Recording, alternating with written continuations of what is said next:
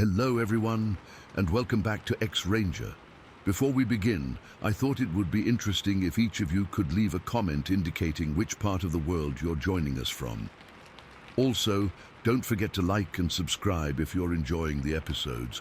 Now let's get comfortable, relax, and start our program. I need to get this off my chest. I know people are going to think I'm crazy, but I don't care anymore. What happened to me and my wife in Olympic National Park back in 2011 still keeps me up at night, and I'm tired of keeping it to myself.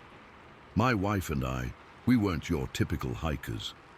We'd been following Bigfoot stories for years, reading every forum, watching every documentary, studying every blurry photo that got passed around online. We weren't believers exactly, but we weren't skeptics either. We were curious, I guess. So when we planned our anniversary trip that year, instead of going to some fancy resort like normal couples, we decided we were going to Olympic National Park in Washington.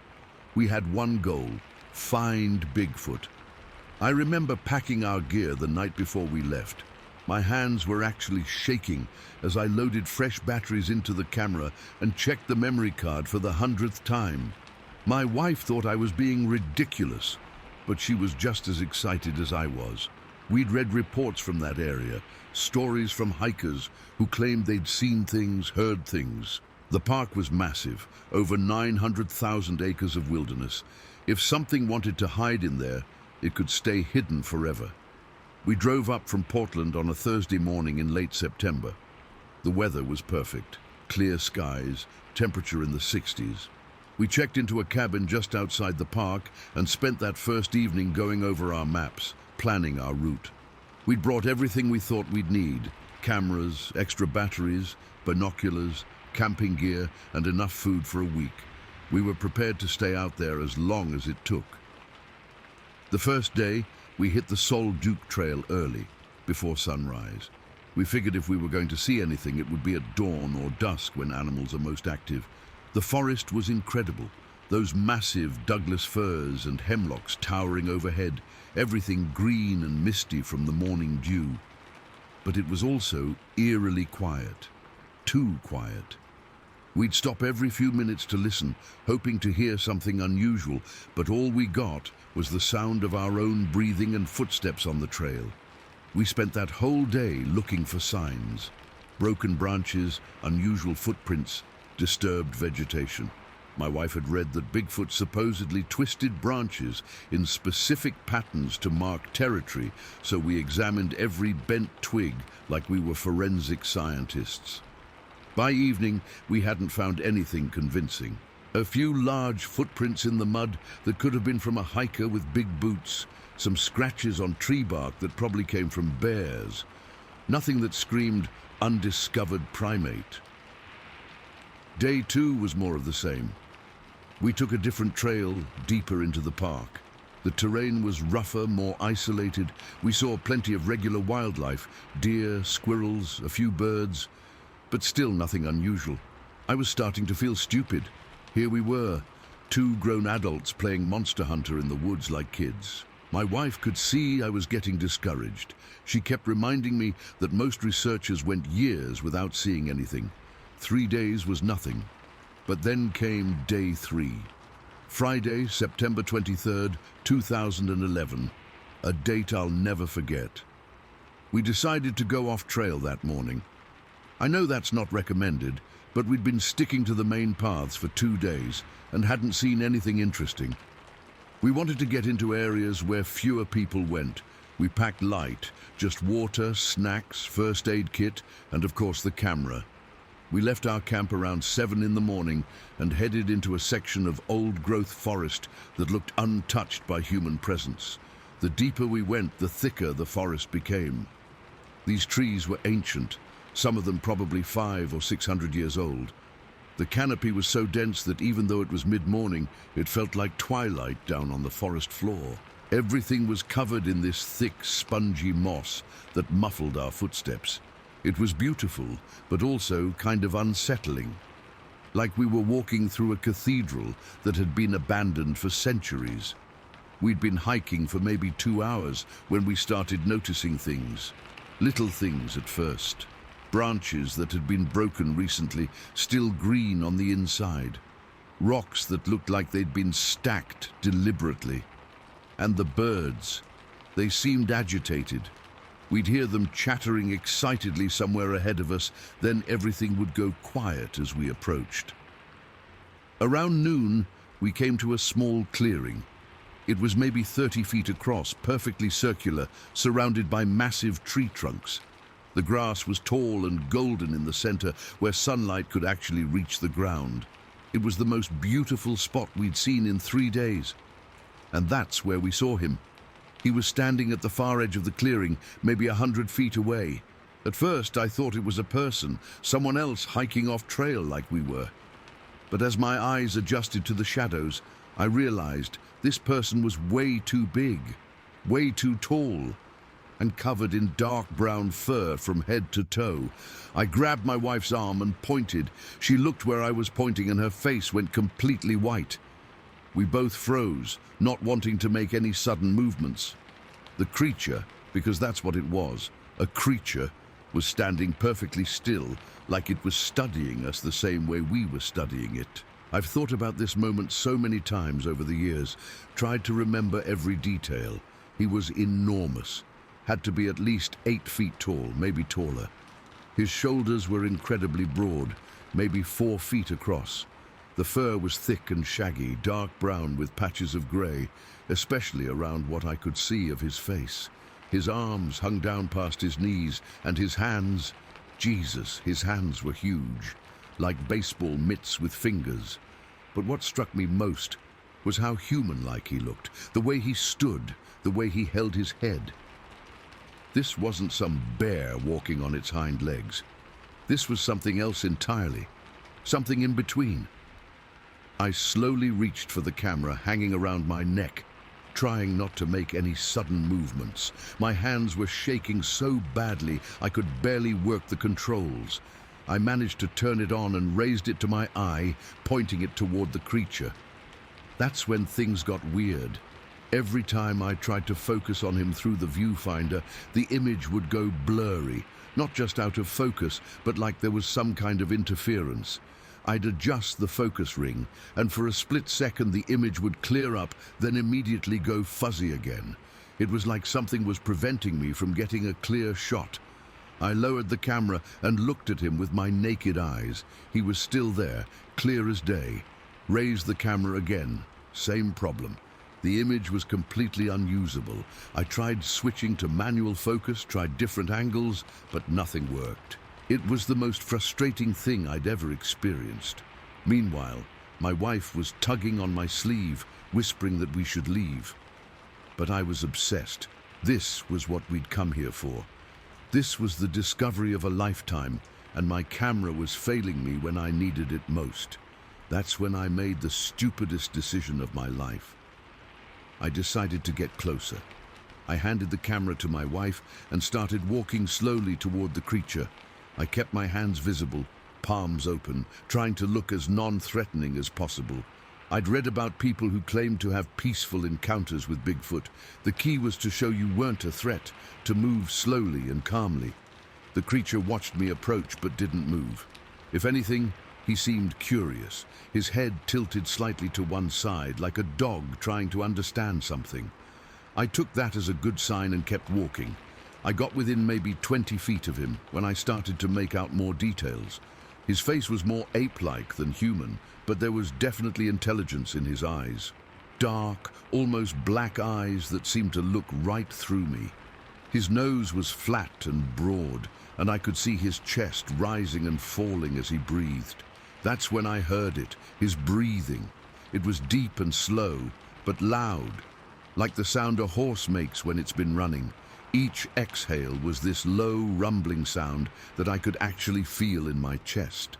I was maybe 10 feet away when I noticed something that made my blood run cold. The hair on his back and shoulders was starting to stand up, like when a cat gets scared and its fur puffs out, except this was happening to hair that was already several inches long. It was like watching him transform from calm to aggressive in real time. I stopped walking. Every instinct I had was telling me to run, but I forced myself to stay calm. I raised my hands higher, tried to back away slowly, but it was too late. The hair on his entire back was standing straight up now, making him look even bigger than before. His lips pulled back and I saw teeth, not the flat teeth of a herbivore, but sharp, pointed canines that looked like they could tear me apart without any effort. Then he made a sound I'll never forget as long as I live. It started as a low growl, way down in his chest, then erupted into this deafening roar that echoed off the trees around us. It was the most terrifying sound I'd ever heard, part lion, part gorilla, part something else entirely. The force of it actually made me stagger backward. Saliva flew from his mouth as he roared, and that's when my brain finally kicked in and told my body to move. I turned and ran like my life depended on it, which I'm pretty sure it did. I crashed through the underbrush, branches tearing at my clothes and face. Behind me, I could hear him crashing through the forest too, and he was gaining on me. I'd never been so terrified in my entire life. This thing was massive, powerful, and apparently very pissed off that I'd invaded his space. I remembered reading somewhere that Bigfoot supposedly won't cross water. I don't know if that's true or just folklore, but at that moment, it was the only hope I had. I could hear a stream somewhere off to my left, so I changed direction and ran toward the sound of running water. The stream was maybe 15 feet across and looked pretty deep. I didn't hesitate. I ran straight into it and dove under the surface, swimming as far as I could before I had to come up for air. The water was absolutely freezing, probably snowmelt from the mountains. It was so cold it knocked the breath out of me. I stayed under until my lungs felt like they were going to burst, then surfaced as quietly as I could. I was maybe 30 feet from shore, treading water and trying not to splash. I looked back toward the forest, and there he was, standing at the edge of the water. He was even more terrifying up close than he'd been at a distance. Water was dripping from his fur. Apparently he'd followed me partway into the stream before stopping. He stood there staring at me for what felt like forever, his chest still heaving from the chase. Those dark eyes were locked on mine, and I felt like he was deciding whether or not to finish what he'd started. But then something changed in his expression. The aggression seemed to fade, replaced by what I can only describe as curiosity. He tilted his head again, studying me like I was some strange creature he'd never seen before. I stayed in that freezing water until I couldn't feel my arms and legs anymore. I was afraid that if I moved, it would trigger another attack. Finally, hypothermia started to set in, and I realized I had to get out or I was going to drown. When I looked toward shore again, he was gone, just vanished back into the forest like he'd never been there at all. I swam to the bank and pulled myself out, my entire body shaking from cold and adrenaline. I was soaked, scraped up, and missing most of the gear I'd been carrying, including the camera. I'd dropped it somewhere during my mad dash through the forest. That's when I heard my wife calling my name from somewhere downstream. She'd apparently heard the commotion and followed the sound. When she found me, I was sitting on a fallen log, dripping wet and probably in shock. She said she'd stayed hidden in the trees during the whole encounter, watching from a distance. She confirmed everything I'd experienced: the creature, the roar, the chase. She'd been terrified that she was about to watch me get killed. We didn't even discuss it. We packed up our camp as fast as we could and got the hell out of there. Drove straight home without stopping, both of us too shaken to talk about what had happened. It's been over 10 years now, and I still think about that day constantly. I lost the camera in my panic, so I don't have any proof of what we saw. Maybe there were photos on that memory card that would have changed everything. Maybe they were just as blurry and useless as what I was seeing through the viewfinder. I guess I'll never know. But here's the thing. I don't need proof anymore. I know what I saw. My wife knows what we both experienced. That creature was real as I am. He was intelligent, powerful, and territorial. And we scared him just as much as he scared us. I used to fantasize about going back someday, Maybe with better equipment, maybe with a team of researchers, but not anymore. I've realized that some things are meant to stay hidden. That creature chose to let me live when he could have easily killed me. I'm not going to push my luck by going back into his territory. People ask me if I believe in Bigfoot now, and I tell them it doesn't matter what I believe. I know he exists because I looked him in the eyes and lived to tell about it. That's enough for me. I still follow the research community online, still read the reports and watch the documentaries, but now I'm on the other side of it. Instead of searching for proof, I'm one of the people providing testimony. And I understand now why so many witnesses seem reluctant to share their stories. Because you know that most people will think you're crazy no matter how sincere you are. But I'm telling this story anyway because I think people deserve to know the truth. There are things in those forests that we don't understand, things that have learned to stay hidden from us, and maybe that's for the best. Because if we ever did prove they exist, if we ever dragged one of them out into the light, I think we'd lose something important. Some mystery, some magic that makes the world a little more interesting and a lot more humbling. Sometimes I wonder what would have happened if I'd stayed calm, if I hadn't tried to get so close. Maybe we could have observed each other peacefully from a distance. Maybe I'd have gotten that perfect photograph that would have changed everything. But then I remember the look in his eyes when he decided to let me live. And I realized that some encounters are more valuable than any photograph could ever be.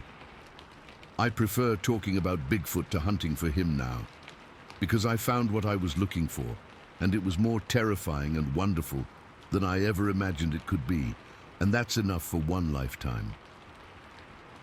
Story 2. I've never told this story to anyone who actually believed me. My own family thinks I'm making it up. My friends just nod politely and change the subject. And I stopped bringing it up years ago because I got tired of seeing that look in people's eyes. You know the one, that mix of pity and concern, like they're wondering if I need professional help. But it happened. Everything I'm about to tell you happened exactly as I remember it. And I remember every single detail because that night changed my life forever. This was back in 1994, sometime in late August. I was 26 years old and going through what you might call a rough patch. I'd just gotten laid off from my job at a construction company. My girlfriend had moved out the month before, and I was basically broke and feeling sorry for myself. I needed to get away from everything, clear my head, figure out what I was going to do with my life. I'd always loved hiking, so I decided to tackle the John Muir Trail in California. It's over 200 miles of wilderness, some of the most beautiful and challenging terrain in the country. I figured if anything could snap me out of my funk, it would be a few weeks alone in the mountains, with nothing but my thoughts and the scenery. I wasn't as prepared as I should have been. Looking back, I realize how stupid I was to attempt something like that when I was already in such a bad headspace. But I was young and stubborn, and I thought I knew what I was doing. I started at Happy Isles in Yosemite and made decent progress for the first few days. The weather was perfect, clear skies and comfortable temperatures. I was actually starting to feel better about things, like maybe this solo trip was exactly what I needed. But on day 4, everything went wrong. I'd been following the trail through some really dense forest, the kind where the tree canopy is so thick you can barely see the sky. The path was well marked, or at least I thought it was. But somewhere around midday, I realized I hadn't seen a trail marker in over an hour. I stopped and looked around, trying to figure out where I'd gone wrong. The thing about dense forest is that everything starts to look the same after a while. Every tree, every rock formation, every bend in what I thought was the trail, it all blended together into this green maze that suddenly felt hostile and confusing. I backtracked for maybe 30 minutes, looking for where I'd missed a turn or taken the wrong fork. But nothing looked familiar. The panic started to set in when I realized I couldn't even find my own footprints in the thick layer of pine needles and fallen leaves that covered the ground. By late afternoon, I had to accept the fact that I was completely lost. I had no idea which direction the real trail was, and the forest was so thick I couldn't see any landmarks that might help me get oriented. My compass was useless without a map, which like an idiot I'd left in my car because I thought the trail was well marked enough that I wouldn't need it. The sun was starting to get low in the sky, and I knew I needed to find shelter for the night. Sleeping in the open wasn't an option. Even in August, nights in the mountains can get pretty cold, and I only had a light sleeping bag. That's when I spotted the cave. It was maybe 100 yards off, what I hoped was still some kind of path, tucked into a rocky outcropping that I almost missed completely. The opening was about 6 feet high and maybe 4 feet wide, big enough for me to get inside, but small enough that it would provide decent protection from the elements. I checked the entrance carefully before going in.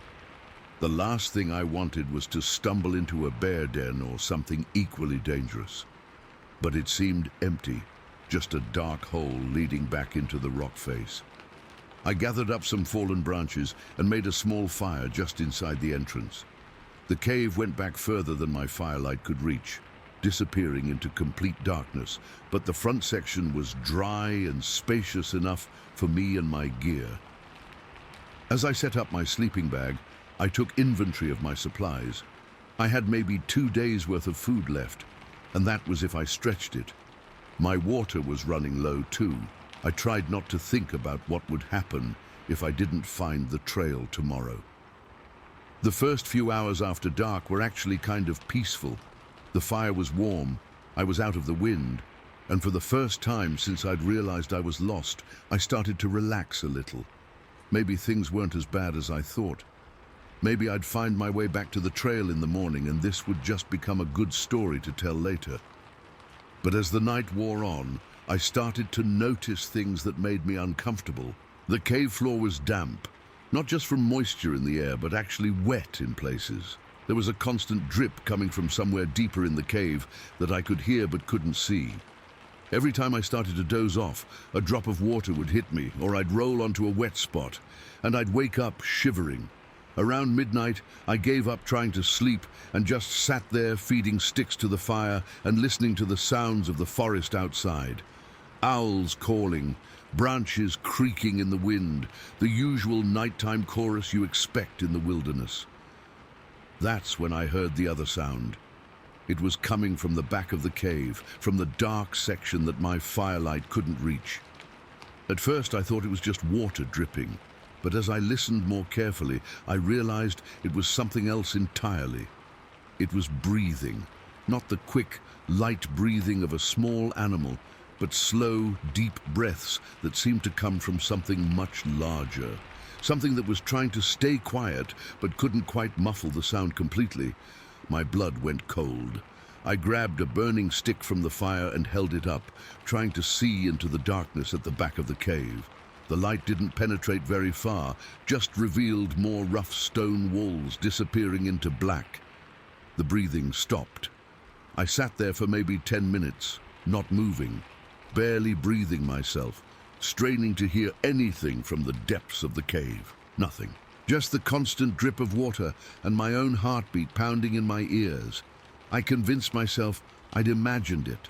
I was tired, stressed, probably dehydrated. My mind was playing tricks on me. There was nothing back there except more empty cave. But then I heard it again. And this time, it wasn't just breathing. It was a low growl, so deep it was almost below the range of human hearing. I felt it more than heard it, a vibration that seemed to come up through the rock floor and into my bones. Every instinct I had was screaming at me to get out of there, to grab my stuff and run into the forest, lost or not. But I couldn't move. The growl had come from the back of the cave, which meant that whatever was making it was between me and the only exit I knew about. I was trapped. I don't know how long I sat there, frozen with terror, clutching that burning branch like it was going to protect me from whatever was lurking in the darkness. It felt like hours, but it was probably only minutes. Then I made a decision that still seems crazy to me, even all these years later. Instead of running, I started moving toward the sound. I can't explain why I did it. Maybe it was because running didn't seem like an option. Maybe I figured that if something wanted to kill me, it would have done it already. Or maybe I was just so scared that my brain stopped working properly. Whatever the reason, I stood up and started walking deeper into the cave, holding the burning stick out in front of me. The cave narrowed as it went back, and the ceiling got lower. I had to duck in places to avoid hitting my head on hanging rock formations. The air was thick and humid, with a smell I couldn't identify. Not quite animal, not quite mineral, something in between. I'd gone maybe 50 feet when I saw them, two eyes, reflecting the light from my makeshift torch, staring at me from the darkness ahead. They were huge, at least twice the size of human eyes, and positioned maybe 8 feet off the ground. In the flickering light from the burning branch, they seemed to glow with their own inner light, like the eyes of an animal caught in headlights.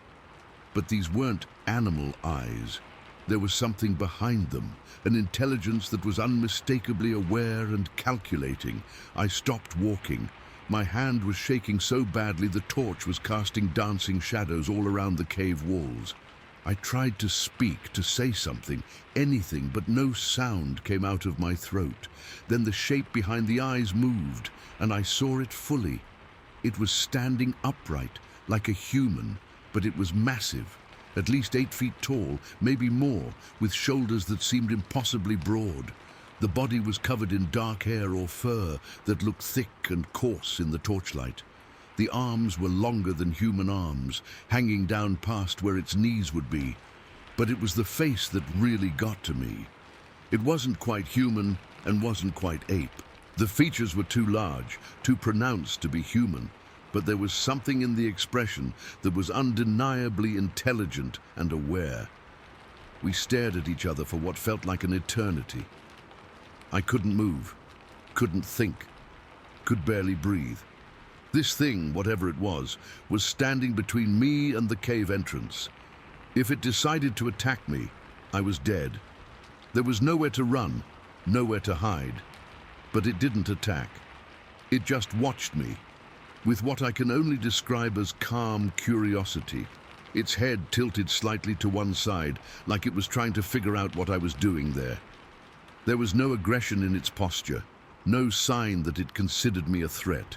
Slowly, very slowly, it began to move. Not toward me, but to one side, pressing itself against the cave wall. One massive hand, and I use the word hand deliberately, because that's what it was, not a paw or claw, but a hand with fingers, slid along the rocky floor in what seemed like a gesture. It took me a moment to understand what it was doing. It was making room, telling me I could stay. I don't know how I knew that, but I was absolutely certain that's what the gesture meant. This creature, this impossible thing that shouldn't exist, was giving me permission to share its cave. Moving like I was in a dream, I backed up until I found a section of wall where I could sit down. I kept the torch between us, not as a weapon but just for the comfort of having light. The creature settled down too, folding its massive frame into a sitting position against the opposite wall. We were maybe 20 feet apart, close enough that I could hear its breathing, could smell that strange musky odor that seemed to cling to its fur, but far enough apart that neither of us felt threatened, and that's how we spent the night. I don't remember making a conscious decision to stay. I was too scared to move, too fascinated to look away. This thing that every rational part of my mind insisted couldn't exist was sitting right there in front of me, as real as the rock walls around us. I studied every detail I could make out in the torchlight, the way its chest rose and fell with each breath, the thickness of the fur on its arms and shoulders, the shape of its hands, so human-like, but so much larger than any human hands could be. Sometimes it would shift position, moving carefully and quietly, like it was trying not to disturb me. Once it made a sound, not a growl this time, but something almost like a sigh, a sound that somehow seemed thoughtful, contemplative. At some point, exhaustion finally overtook fear, and I fell asleep sitting up against the cave wall. The last thing I remember was the gentle sound of its breathing, mixing with the constant drip of water somewhere in the darkness. When I woke up, it was morning. Pale sunlight was filtering in through the cave entrance, and I could hear birds singing outside. I was alone. I got up stiffly. Sleeping against a rock wall had left me sore all over, and looked around the cave. There was no sign that anything else had ever been there. No footprints, no disturbed dirt, nothing.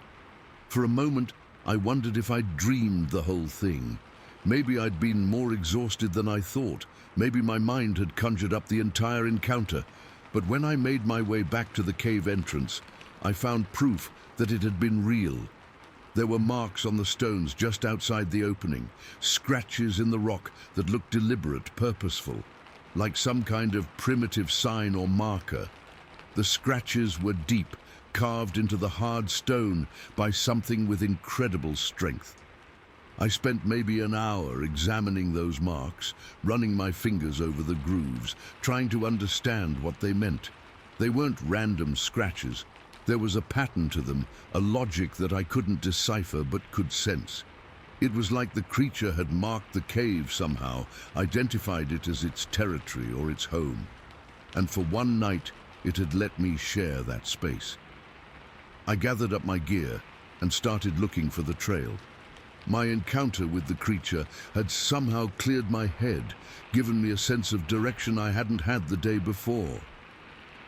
Within a couple of hours, I found a stream that I was able to follow back to familiar territory.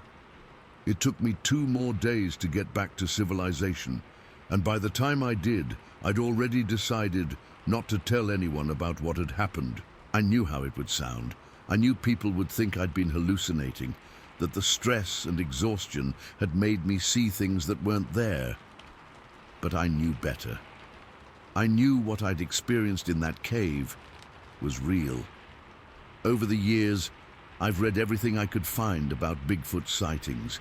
Most of the stories talk about brief encounters, glimpses through trees, creatures that run away as soon as they're spotted, aggressive behavior, territorial displays, that kind of thing. My experience was different.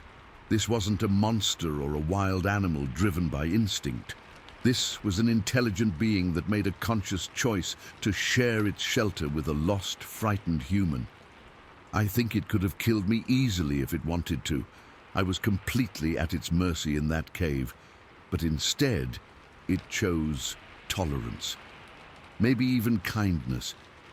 Sometimes I wonder what would have happened if I'd tried to communicate with it somehow. If I'd stayed longer, tried to establish some kind of contact. But I think maybe the fact that I didn't try to approach it, didn't try to touch it or follow it, was what made the encounter possible in the first place. I respected its space, and it respected mine. I never went back to look for that cave. I finished the John Muir Trail a few years later, taking a different route, and I've done plenty of other hiking since then. But I've never had another encounter like that one. Part of me hopes I will someday, part of me hopes I won't. Because as incredible as that night was, as privileged as I feel to have shared that space with something so rare and mysterious, I also understand that some experiences are meant to happen only once. That creature trusted me enough to let me stay in its cave, and I've tried to honor that trust by not turning it into some kind of circus story. I don't have photos. I don't have physical evidence beyond those scratches on the stone. All I have is the memory of sitting in that dark cave, 20 feet away from something that shouldn't exist, watching it breathe and feeling like I'd been given a glimpse into a world that runs parallel to ours, but rarely intersects with it. That's enough for me. Story 3. This happened in 2012, and I still get cold sweats thinking about it. Not just from remembering the freezing temperatures up on Mount Washington, but from what we encountered up there. What we saw shouldn't exist, but it does, and now I can't look at snow the same way ever again. It was February, middle of winter, when me and 3 of my buddies decided we were going to do a winter camping trip. We'd been talking about it for months, how badass it would be to camp in the mountains during the coldest part of the year. We thought we were hot shit, you know, a bunch of guys in our late 20s who figured we could handle anything nature threw at us. Mount Washington in New Hampshire seemed like the perfect choice. We'd all heard stories about how brutal the weather could get up there, winds that could knock you off your feet, temperatures that could kill you if you weren't prepared. But that's exactly what appealed to us. We wanted the challenge, wanted to prove we could survive something most people wouldn't even attempt. Looking back, we were idiots, complete and total idiots, who had no business being up there in the first place. The planning took weeks. We researched gear, bought new sleeping bags rated for sub-zero temperatures, invested in layers of clothing that were supposed to keep us warm in Arctic conditions. We studied weather patterns, picked a weekend when the forecast looked manageable. Everything seemed perfect on paper. The drive up from Boston took about 3 hours, and I remember feeling excited the whole way. We were blasting music, talking about how epic this was going to be, already planning the stories we'd tell when we got back. The kind of stories that would make us legends among our friends. But the moment we started hiking up that mountain, something felt wrong. I can't explain it exactly. It wasn't anything I could see or hear, just this feeling in the pit of my stomach that got worse with every step we took. Like my body was trying to tell me something my brain wasn't ready to accept. The weather was perfect for what we were attempting. Clear skies, no wind to speak of, temperature around 15 degrees. Cold enough to be challenging, but not dangerous if you were properly equipped. The snow was deep, but packed firm enough that we weren't sinking in too much with our snowshoes. We hiked for about 4 hours before we found a spot that looked good for camp. A small clearing surrounded by tall pine trees that would provide some shelter from wind if the weather changed. We set up our tents in a circle, got a fire going in the center, and settled in for what we thought would be an awesome adventure. But that feeling in my stomach never went away. If anything, it got worse as the sun started to set. That's when I noticed something that should have been a huge red flag. There were no animals. I mean none. No birds, no squirrels, no tracks in the snow except our own. The forest was completely silent except for the sound of wind through the trees and our own voices. In all my years of camping and hiking, I'd never experienced anything like it. There's always some kind of wildlife activity, even in winter, but this place felt totally dead. My friends thought I was being paranoid when I brought it up. They joked that maybe we smelled so bad we'd scared all the animals away, or that everything was hibernating. But I could see in their faces that they'd noticed it too, even if they didn't want to admit it. The first night was rough. Despite all our expensive gear, the cold was brutal. It seeped through everything, found every gap in our clothing, made it almost impossible to get comfortable enough to sleep. I dozed fitfully, waking up every hour or so to feed more wood to the fire. But it wasn't just the cold keeping me awake. That uneasy feeling had gotten stronger, like something was watching us from the darkness beyond our campfire. Every time I looked out into the trees, I expected to see eyes staring back at me. Nothing was there, but the feeling wouldn't go away. By morning, I was done. I'd had enough of winter camping to last a lifetime. My back ached from sleeping on frozen ground. My feet were numb despite thick wool socks and insulated boots. And that pit of the stomach anxiety had turned into full-blown dread. I crawled out of my tent just as the sun was coming up, planning to tell the others that I wanted to pack up and head home. This wasn't fun anymore. This was just miserable and scary, and I didn't see the point in torturing ourselves for another night. That's when I saw the footprints. They were maybe 20 feet from our camp, leading from the tree line across the clearing and disappearing into the woods on the other side. At first glance, they looked almost human. The basic shape was right, with what looked like 5 toes at the front. But they were huge. I'm talking massive. at least 18 inches long and maybe 8 inches wide. And there was something off about the proportions, like they belonged to something that was human-like, but not quite human. I stood there staring at those prints for I don't know how long, trying to convince myself they were something normal. Maybe a hiker wearing snowshoes with an unusual design, maybe some kind of winter boot I'd never seen before. But deep down, I knew that wasn't it.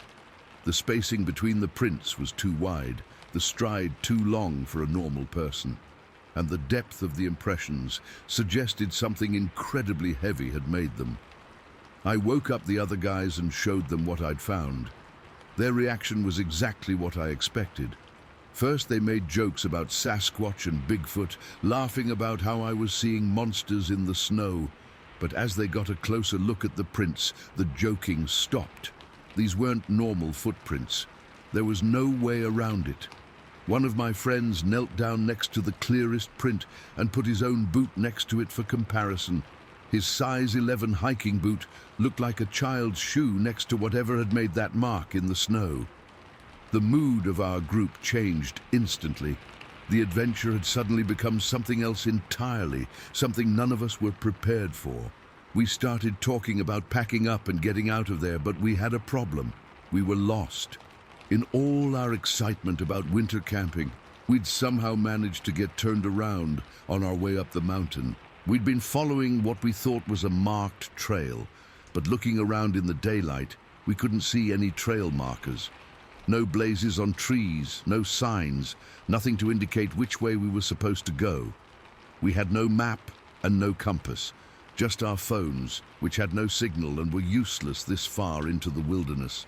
The realization that we were lost and alone on a mountain with whatever had made those enormous footprints hit us all at the same time.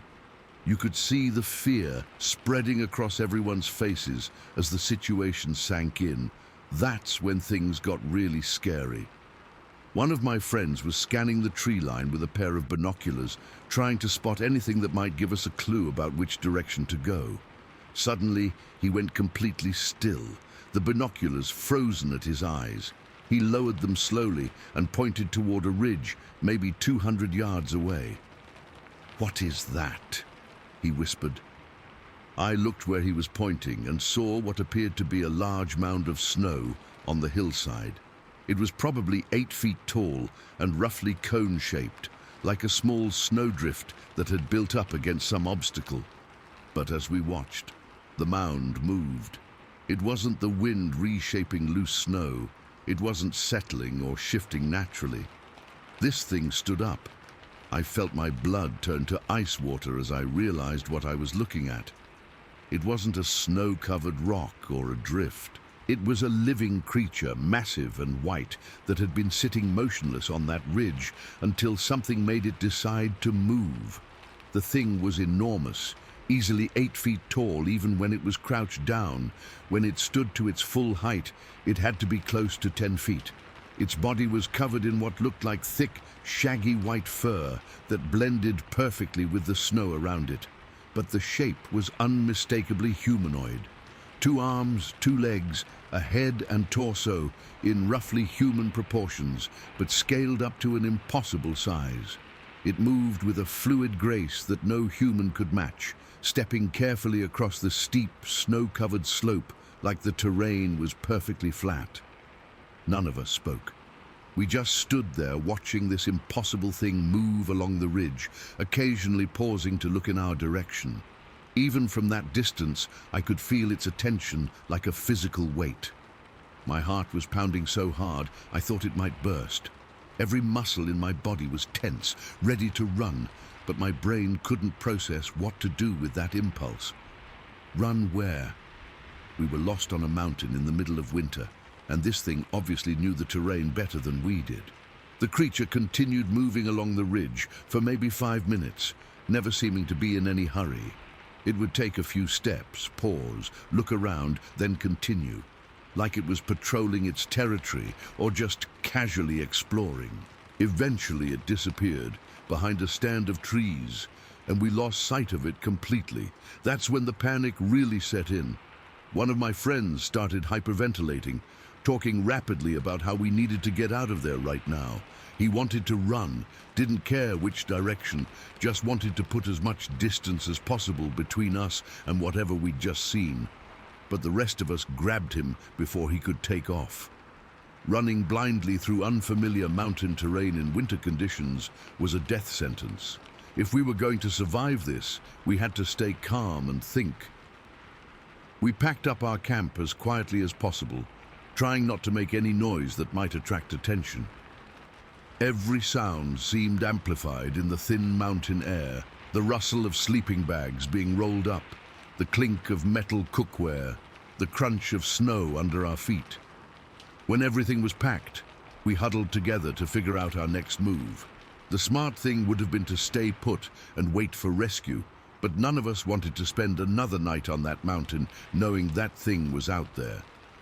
We decided to head downhill, figuring that would eventually lead us back to civilization.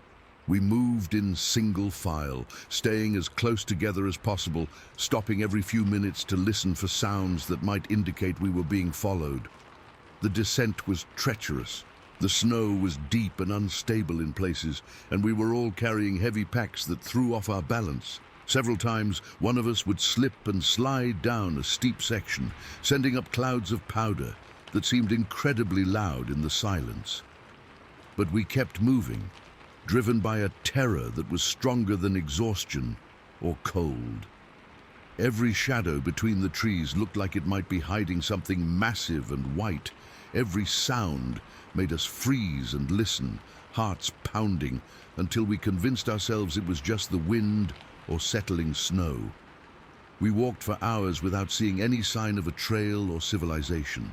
The forest all looked the same, endless white snow and dark pine trees stretching in every direction. My feet were numb. My back ached from the weight of my pack, and I was starting to worry that we were just getting more lost. But we kept going, because stopping meant thinking about what we'd seen, and none of us were ready to deal with that yet.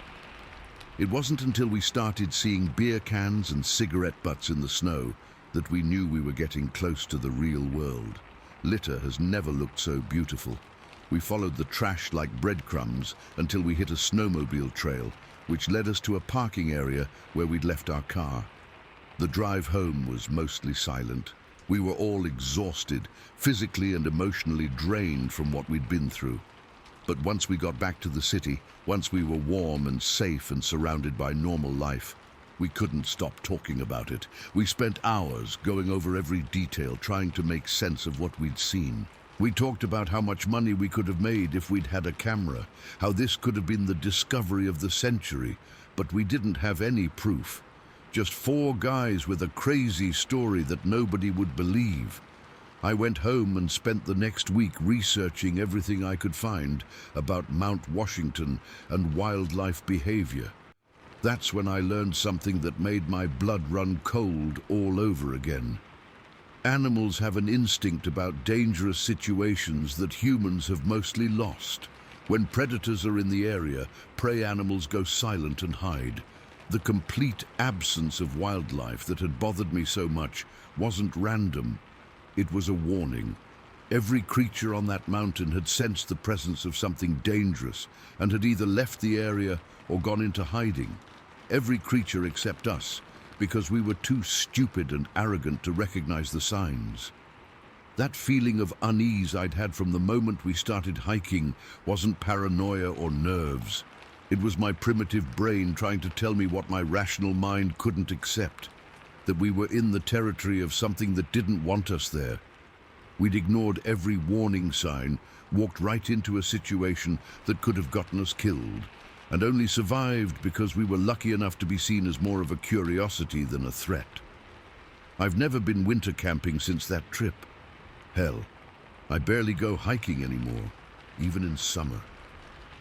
The wilderness doesn't feel like a playground to me now. It feels like something vast and unknowable, full of things that exist just outside our understanding. My friends and I don't talk much about what happened on Mount Washington. We've all kind of moved on, got married, had kids, developed careers that keep us busy, But every now and then, when there's a news story about mysterious footprints found in the snow, or when someone claims to have photographed something unusual in the woods, we'll exchange glances that say more than words ever could. We know what's out there, we've seen it, and we know how lucky we are that it chose to let us walk away. Story 4. I've been avoiding Clam Lake for over 15 years now, and I know that probably sounds crazy to anyone who knows the area. It's this beautiful spot in Cadillac, Michigan, perfect for biking, fishing, camping, all the outdoor stuff I used to love doing. But I can't go back there. Not after what Stuart and I saw that night. This happened in the summer, sometime in late July. I can't remember the exact date, but I remember everything else about that night with crystal clarity. The kind of clarity you get when something so terrifying happens to you that every detail gets burned into your memory forever. Stuart and I had been friends since high school, and we'd gotten into mountain biking together a few years earlier. We weren't hardcore or anything, just a couple of guys in our early 30s who liked getting out on the trails after work to blow off steam. Clam Lake was one of our favorite spots because it had this network of dirt roads and trails that were perfect for evening rides. We usually went out around sunset when the temperature started to cool down, but there was still enough light to see where we were going. That particular night, we'd driven out to the lake around 7:30, loaded our bikes off the truck, and headed out on what we thought would be just another normal ride. The weather was perfect. Mid-70s, clear skies, just a light breeze coming off the water. We'd done this same loop probably a dozen times before.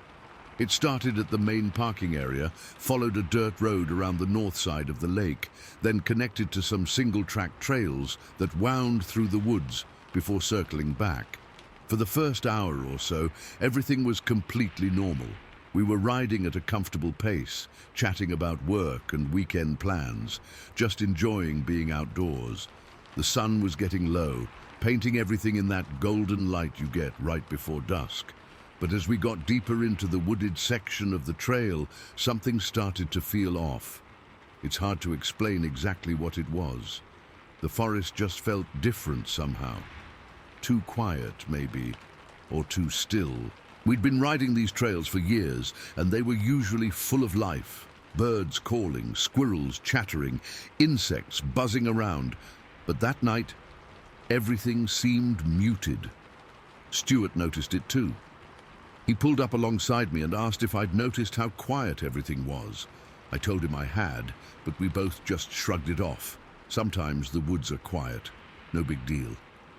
We kept riding, following the trail as it curved away from the lake and into thicker forest. The trees here were mostly oak and maple, with some pine mixed in, and they formed a canopy overhead that blocked out most of the remaining daylight. Our bike lights were casting these dancing shadows on the path ahead of us. That's when we heard the first sound. It came from somewhere off to our left, maybe 50 yards into the woods. At first I thought it was a bird of some kind, but as I listened more carefully, I realized it didn't sound like any bird I'd ever heard. It was a cackling sound, almost like laughter, but harsh and grating. It would start low and then rise in pitch, like someone or something was finding something hilarious in a really unpleasant way. Stuart heard it too. He slowed down and looked toward where the sound was coming from, but we couldn't see anything through the trees. The cackling continued for maybe 30 seconds, then stopped abruptly. We sat there on our bikes, listening, waiting to see if it would happen again. When it didn't, Stuart suggested it was probably just some kind of bird we weren't familiar with, maybe a nighthawk or something like that. I wanted to believe that, but something about the sound bothered me. It was too deliberate, too intelligent somehow, like whatever was making it was doing it on purpose, but we'd come out here to ride, not to investigate weird animal sounds, so we kept going. The trail continued deeper into the woods, winding between massive tree trunks and over small hills. Our lights were working overtime now, cutting through the gathering darkness. We rode for maybe another 10 minutes without incident. The cackling sound didn't repeat, and gradually we both relaxed and got back into the rhythm of the ride. We were talking about whether to grab dinner on the way home when everything went to hell. The trail we were following made a sharp right turn around a huge oak tree. Stuart was in front of me by maybe 20 feet, and I was just coming into the turn when I heard him yell and saw his brake lights come on hard. I squeezed my brakes and skidded to a stop just behind him, expecting to see a fallen tree across the path or maybe a deer that had wandered onto the trail. Instead, I saw something that made my brain completely shut down for a few seconds. There was a creature standing in the middle of the path, maybe 30 feet ahead of us. At first glance, I thought it was a person in some kind of costume, maybe someone playing a prank.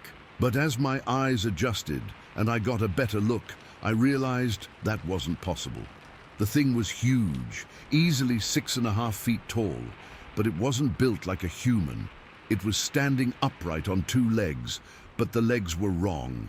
They were bent at angles that human legs can't bend, digitigrade like a dog's hind legs, with what looked like massive paws instead of feet. The body was covered in thick, dark fur, black mostly, but with this grayish stripe running down the spine that was clearly visible even in our bike lights. The torso was broad and muscular, more like a bodybuilder than any normal person. But it was the arms that really got my attention. They were incredibly long, hanging down almost to its knees, and they ended not in paws, but in what looked unmistakably like hands. Large hands with fingers that were way too long to be human. I couldn't see a tail, which struck me as weird because everything else about this thing screamed canine. Stuart and I just sat there frozen on our bikes, staring at this impossible creature that was staring right back at us. Neither of us spoke. Neither of us moved. I don't think either of us was even breathing. The thing's head was the most unsettling part. It was clearly canine, shaped like a German shepherd's head, but scaled up to an enormous size. The ears were tall and pointed, almost knife-like in how sharp they looked. But there was something in its expression, something in the way it held itself that suggested intelligence way beyond what you'd expect from any animal. We stared at each other for what felt like forever, but was probably only 10 or 15 seconds. The creature seemed as surprised to see us as we were to see it. Its head was tilted slightly to one side, like it was trying to figure out what we were. But then its expression changed. The curiosity turned into something else, something cold and calculating, like it was sizing us up, deciding what to do about us. That's when the real terror hit me. This thing was huge, powerful, and obviously intelligent. If it decided we were a threat, or if it was just hungry, there was absolutely nothing we could do to stop it. We were miles from the nearest house, no cell service, no weapons, nothing. I could feel Stuart trembling on his bike next to me. My own hands were shaking so badly I could barely keep my grip on the handlebars, but neither of us dared to move or make a sound. The creature took a step toward us, and I swear I could feel the ground shake under its weight. Those massive paws made no sound on the dirt trail, which was almost more unsettling than if it had been making noise. I was certain we were about to die. This thing was going to tear us apart, and nobody would ever know what happened to us. They'd find our bikes eventually, maybe some scattered pieces of clothing, but that would be it. But then we heard another sound from back down the trail, the whir of bike tires and the click of shifting gears. Someone else was coming. The creature's head snapped toward the sound, those pointed ears swiveling like radar dishes. For a moment, I thought this might make things worse. Now there would be 3 victims instead of 2. But instead of waiting around to see who was coming, the thing turned and loped toward the tree line. Its movement was fluid and graceful, covering ground incredibly fast despite its size. Just before it disappeared into the woods, it turned back and looked at us one more time. That look is what still gives me nightmares. It wasn't the look of an animal. It was intelligent, aware, and completely without warmth, like it was filing us away in its memory for future reference. Then it was gone, vanishing into the dark forest without making a sound. A few seconds later, another mountain biker came around the corner, headlight bobbing as he navigated the trail. He was probably in his 50s, wearing full gear, clearly more serious about the sport than Stuart and I were. He pulled up next to us and asked if everything was okay. We must have looked pretty shaken up because he immediately got off his bike and asked if we needed help. I wanted to tell him what we'd just seen, but I knew how it would sound. "Hey, we just saw this giant wolf man standing in the middle of the trail, but don't worry, it ran away when it heard you coming." Yeah, that would go over well. Stuart managed to pull himself together enough to tell the guy we were fine, just taking a break. The man looked concerned, but didn't push it. He wished us a safe ride and continued on down the trail. As soon as he was out of sight, Stuart and I looked at each other, and I could see my own terror reflected in his eyes. He asked if I'd seen what he'd seen, and I nodded. We spent the next few minutes comparing notes, making sure we'd both witnessed the same impossible thing. The details matched perfectly. The size, the fur color, the dog-like legs, the human-like hands, the intelligent expression. We'd both seen the same creature, which meant either we were both having the same hallucination or something was really out there in those woods. We got the hell out of there as fast as we could, pedaled back to the parking area like our lives depended on it, loaded the bikes onto the truck, and drove straight to the nearest diner to sit under bright lights and try to process what had happened. Over coffee and pie, we went through the whole encounter again and again. Stuart kept asking if I thought we should report it to someone, but report what? And to who? The police, animal control, fish and game? What were we going to say? That we'd seen some kind of werewolf on a bike trail? They'd think we were drunk or crazy or both. I spent the next few weeks researching everything I could find about unusual animal sightings in Michigan. That's when I learned about something called the Michigan Dogman. Apparently, we weren't the first people to see something like this in that area. There have been reports going back decades of a bipedal, wolf-like creature roaming the forests of northern Michigan. Most of the sightings described exactly what Stuart and I had encountered, something that looked like a cross between a human and a large dog, walking upright, intelligent, and definitely not friendly. The more I read, the more convinced I became that what we'd seen was real. Too many people had reported similar encounters for it to be just imagination or hoax. And the details were too consistent across different witnesses who had no connection to each other. But knowing that other people had seen it didn't make me feel any better. If anything, it made me more scared, because it meant that thing was still out there, still roaming those woods, still deciding whether humans were worth bothering with or not. Stuart and I went biking together a few more times after that, but never at Clam Lake. We found other trails, safer trails, places that felt normal and didn't make the hair on the back of my neck stand up. Eventually we both got busy with life, marriages, kids, career changes, and we don't see each other as much as we used to. But every now and then, one of us will call the other when we see a news story about a mysterious animal sighting or unexplained tracks found in the woods. We never talk about what we saw that night directly, but we don't need to. We both know what's out there. I drive past the Clam Lake turnoff sometimes when I'm heading to other parts of the area, and I always slow down and look down that road.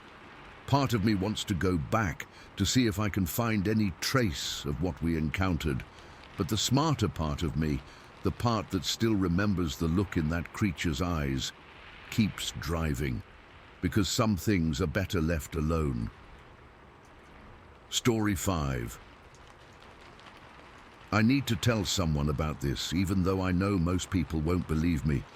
It's been over 20 years since it happened, but I still think about that night every single day.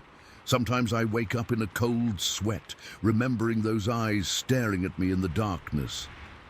This was back in early 2001, sometime in March. I was 24 years old, and honestly, kind of a mess.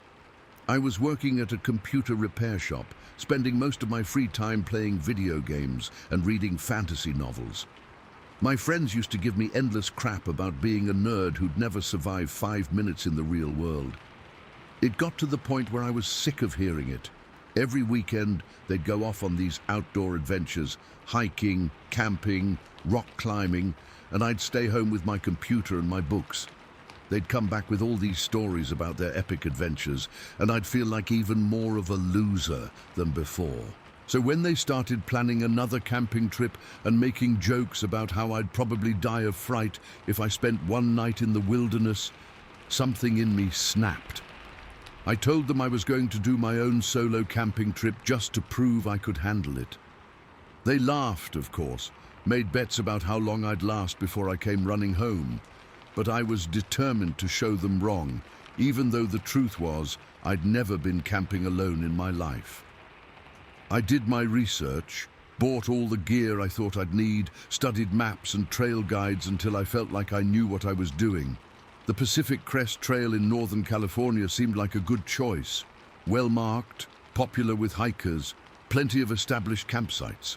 Not too dangerous for a beginner, but challenging enough that my friends would have to respect me for doing it. I drove up from the Bay Area on a Thursday morning, my little Honda Civic packed with camping gear that still had the price tags on it. The plan was to spend 3 days and 2 nights on the trail, long enough to prove my point, but not so long that I'd get myself killed through inexperience. The first day went better than I expected. The weather was perfect, cool and clear, with just enough breeze to keep things comfortable.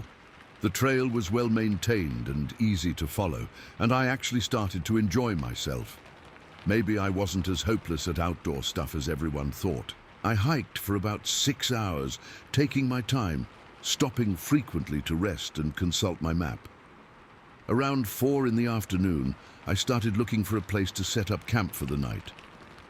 I wanted somewhere near water, but not too close to the main trail, where other hikers might disturb me. That's when I found the perfect spot. It was maybe 100 yards off the main trail, down a gentle slope that led to a small river. The sound of running water was incredibly peaceful, and the area was surrounded by tall pine trees that would provide shelter and privacy. There was even a natural clearing that looked like it had been designed for camping. I set up my tent facing the river, positioned so I could watch the sunset through the trees. Everything went smoothly. The tent went up without any problems. I got my sleeping bag arranged, started a small campfire with wood I gathered from the surrounding forest. By the time I had everything organized, the sun was starting to get low in the sky.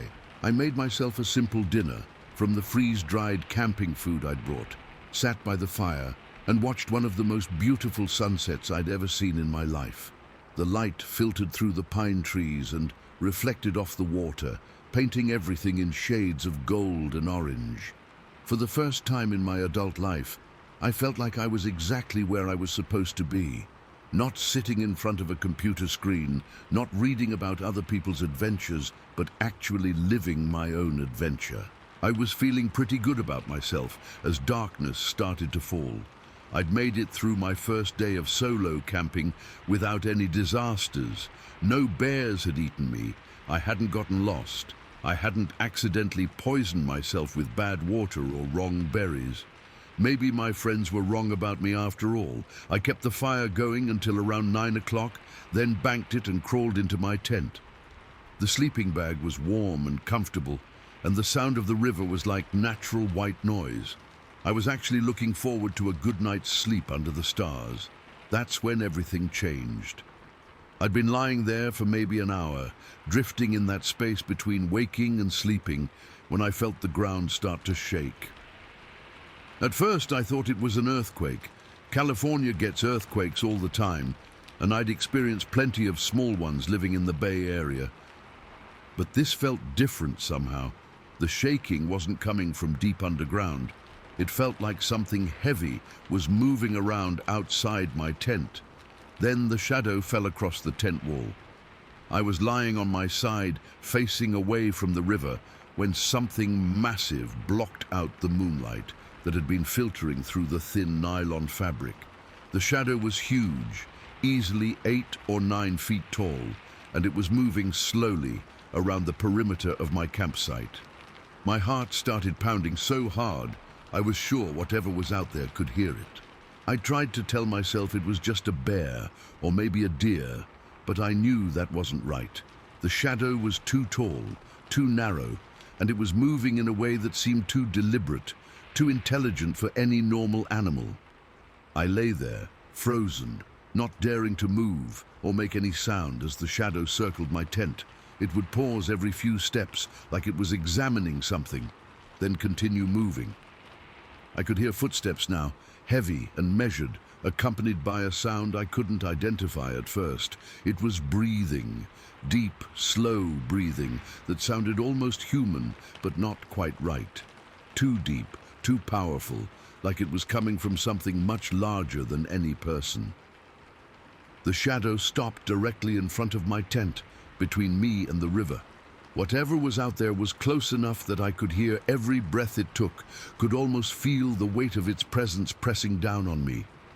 That's when I realized I had to look. I know how stupid that sounds. Every horror movie ever made teaches you that when there's something terrifying outside your tent, the last thing you should do is open it up and take a look. But I couldn't stand not knowing what was out there. The uncertainty was worse than whatever truth I might discover. My hands were shaking so badly I could barely work the zipper. It seemed to take forever to get it down far enough to peek outside. When I finally managed to open a small gap and look out, what I saw made my blood turn to ice water. There was a creature standing maybe 15 feet away from my tent at the edge of the river. It was drinking, its massive head bent down toward the water. But even crouched over like that, it was enormous. The moonlight was bright enough that I could make out details clearly. The creature was covered in thick, dark brown fur that looked coarse and wild. Its body was built like a human, but scaled up to impossible proportions. At least 8 feet tall, with shoulders that had to be 4 feet across. But it was the way it moved that really got to me. This wasn't some clumsy monster stumbling around in the dark. Every movement was fluid and graceful, like it knew exactly where it was and what it was doing. As I watched, it cupped water in its massive hands and brought it to its mouth. Water was dripping from its face down onto the fur of its chest, and I could see the rise and fall of its breathing in the moonlight. I don't know how long I watched it drink. Time seemed to stop completely. I was so terrified I couldn't move, couldn't think, could barely breathe. But at the same time, I was fascinated. This thing that shouldn't exist was right there in front of me, as real as the trees or the water or my own trembling hands. Then it finished drinking and stood up to its full height. When it turned toward my tent, I got my first clear look at its face. It was humanoid, but not human. The features were too large, too pronounced, like someone had taken a human face and stretched it out of proportion. The nose was broad and flat, the mouth wide, the jaw incredibly strong-looking. But it was the eyes that really terrified me. They were red, not reflecting light like an animal's eyes, but actually red, like they had their own inner glow. And they were looking directly at me. Our eyes met across that 15 feet of moonlit riverbank, and I felt like my soul was being examined. Those red eyes seemed to look right through me, seeing everything I was and everything I'd ever been. My life flashed before my eyes, not in the cliched way you hear about in near-death experiences, but as a series of crystal-clear memories that seemed to summarize who I was as a person. My childhood, my family, my friends, my fears, my dreams, everything compressed into a few seconds of absolute terror. I was convinced I was about to die. This creature was going to cross that riverbank, tear through my tent like tissue paper, and kill me in ways I couldn't even imagine. I'd never see my family again, never have the chance to tell my friends they were right about me being too weak for the outdoors. But then the most amazing thing happened. The creature tilted its head slightly, studying me for what felt like an eternity, but was probably only 30 seconds. Then, without any warning or aggression, it simply turned and walked away. Not ran, Not charged off into the forest, making noise and breaking branches. It just turned around and walked calmly back into the trees, moving so quietly that within seconds I couldn't hear any trace of its passage. I sat there with the tent zipper still partially open, staring at the empty riverbank, trying to convince myself that what I'd just experienced had actually happened. The logical part of my mind was already working overtime, trying to come up with rational explanations. Maybe it was a person in a costume. Maybe it was some kind of optical illusion caused by moonlight and shadows. Maybe I'd fallen asleep and dreamed the whole thing. But I knew better. I'd seen it clearly, heard its breathing, felt the weight of its presence. This had been real as anything I'd ever experienced in my life.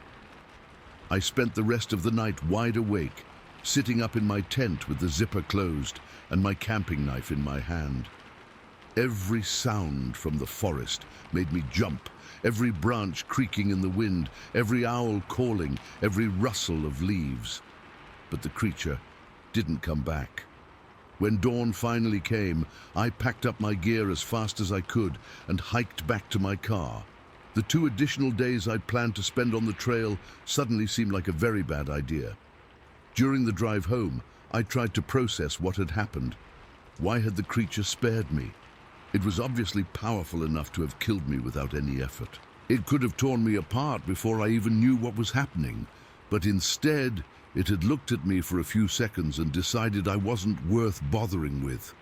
Like I was so obviously harmless that I didn't even register as a threat. When I got back to the city and told my friends about my camping trip, they reacted exactly as I expected. They laughed and said I'd probably seen a raccoon or a bear and let my imagination run wild.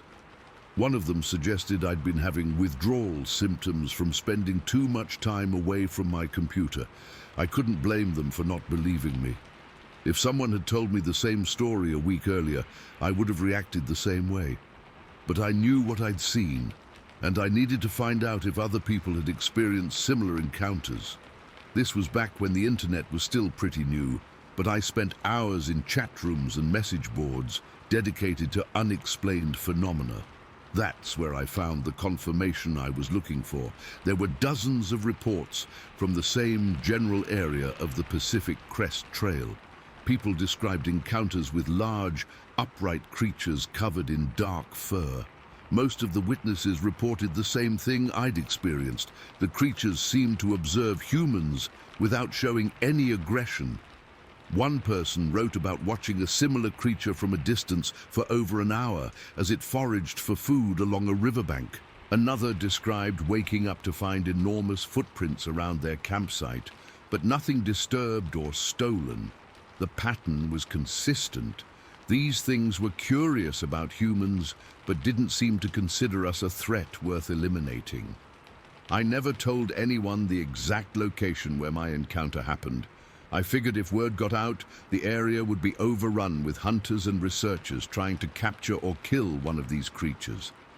After what I'd experienced, the idea of someone hurting the being that had chosen to spare my life was unbearable. That encounter changed everything for me, not just because I'd seen something that shouldn't exist, but because of how it made me feel about myself. For 24 years, I'd thought of myself as weak, as someone who couldn't handle real-world challenges. But I'd survived a face-to-face encounter with something that could have easily killed me. I'd kept my composure, hadn't panicked, hadn't done anything stupid that might have triggered an attack. My friends never stopped making jokes about my raccoon encounter, but I didn't care anymore.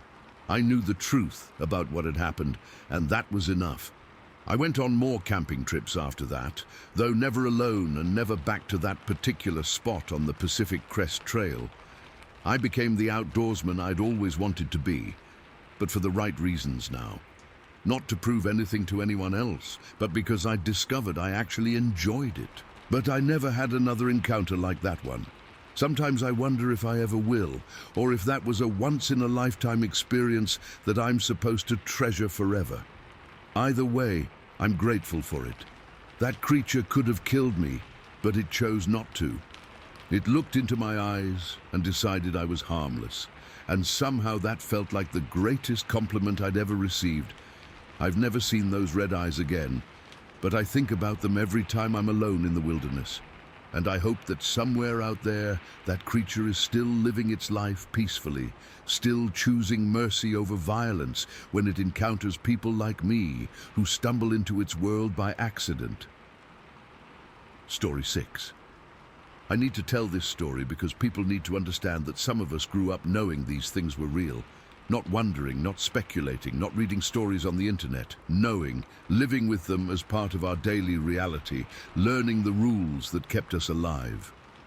I was raised on a farm in the Pacific Northwest, about 40 miles outside of a town most people have never heard of. 300 acres of mixed farmland, pasture and forest that had been in my family for 4 generations. Beautiful country. The kind of place city folks dream about when they talk about getting away from it all. But it wasn't the peaceful rural paradise people imagine. There were things in those woods, things my parents had learned to coexist with through a careful balance of respect, distance and common sense. My parents called them the prairie people. Not Bigfoot, not Sasquatch, not monsters. Prairie people. The name was deliberate, chosen to make them seem less frightening to me and my sister Bernice when we were growing up, like they were just another type of neighbor we had to be polite to. But I knew from the time I was old enough to walk that these neighbors were different, dangerous. The rules about them were as strict and non-negotiable as the rules about not touching the electric fence or staying away from the bull in the north pasture. Never go into the woods after dark. Never approach them if you see them. Never run unless they're actively chasing you. Always back away slowly. Never turn your back. Come straight home if you encounter one. Tell mom or dad immediately. And above all, respect their territory. They were here first, my father used to say. We're the guests on their land. I followed those rules without question for most of my childhood. They were just part of life on the farm. Like knowing which plants were poisonous or how to tell if a storm was coming. You learned them because your survival depended on it, but understanding the rules and actually encountering one of the prairie people are 2 completely different things. Nothing could have prepared me for the first time I saw one of them kill. I was maybe 8 years old, and it was a warm afternoon in late spring. Bernice was 6, still young enough that she needed constant watching when we were outside.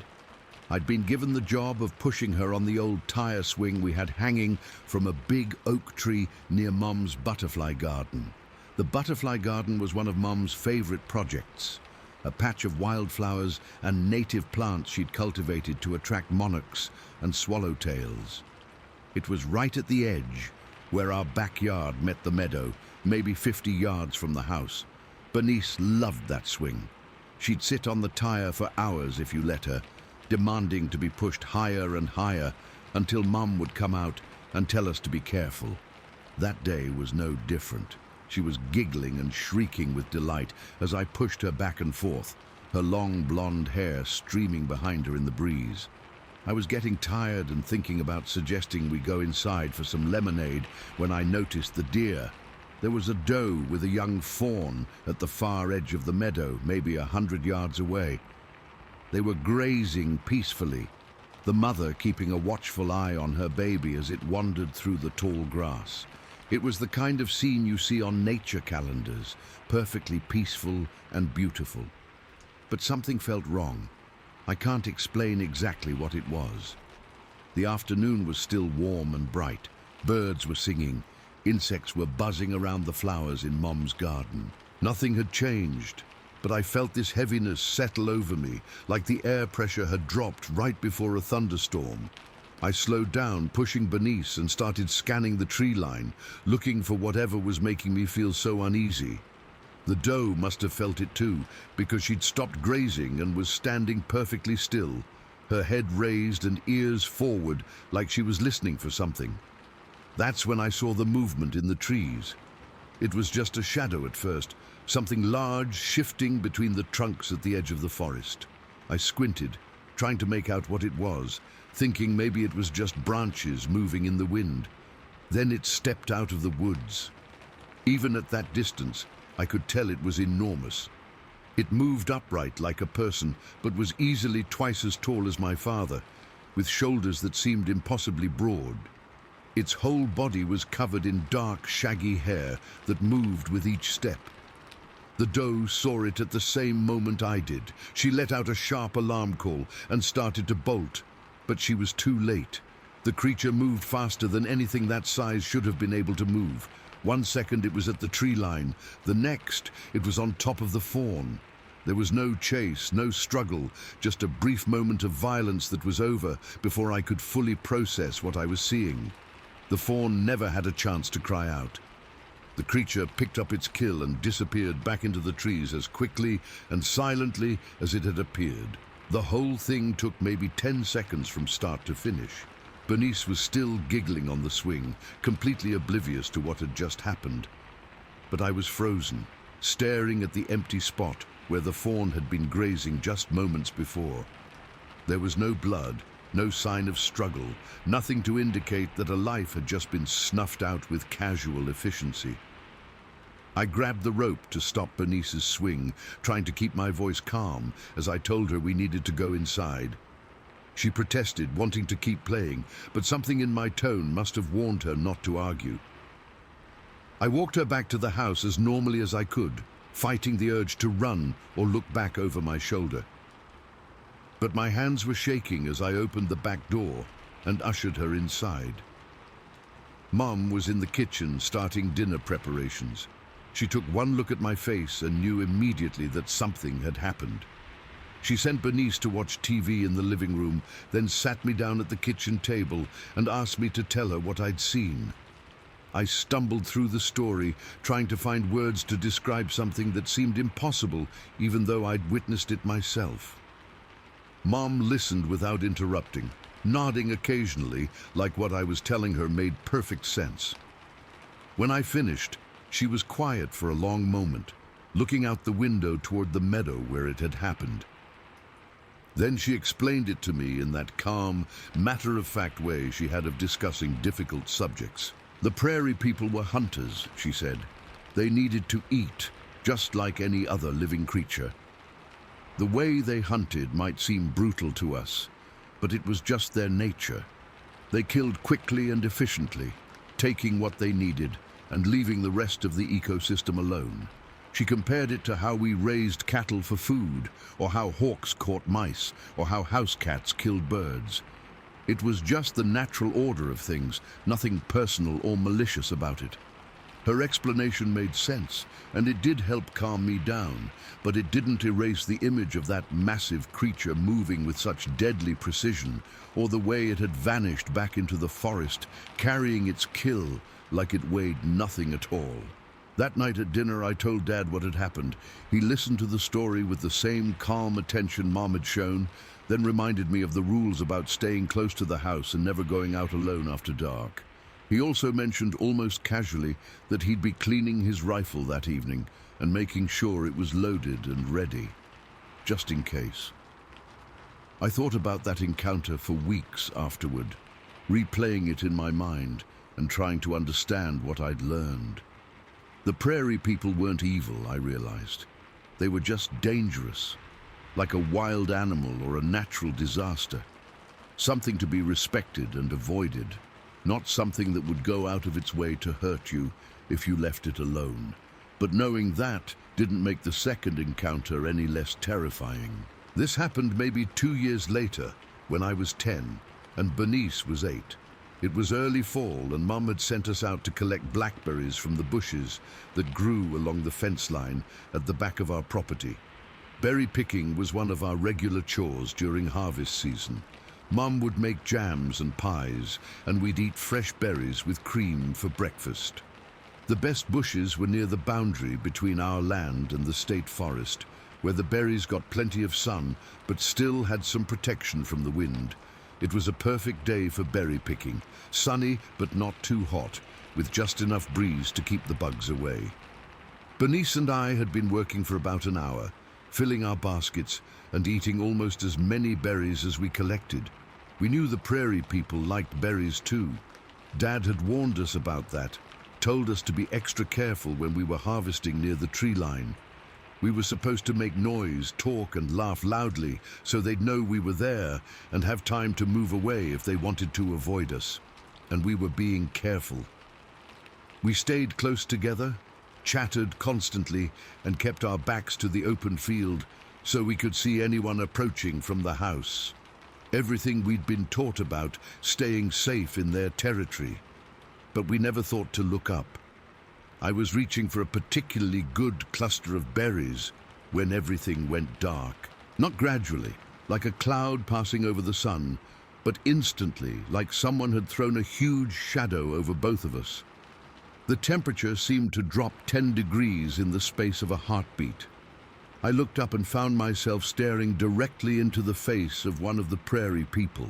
It was crouched in the berry bushes, maybe 15 feet away from us, so close I could see every detail with horrible clarity. The thing was massive, even crouched down like that. Its body was covered in coarse, dark brown hair that hung in tangles around its face and shoulders. But it was the face that really terrified me. It was almost human, but not quite right, like someone had taken human features and stretched them out of proportion.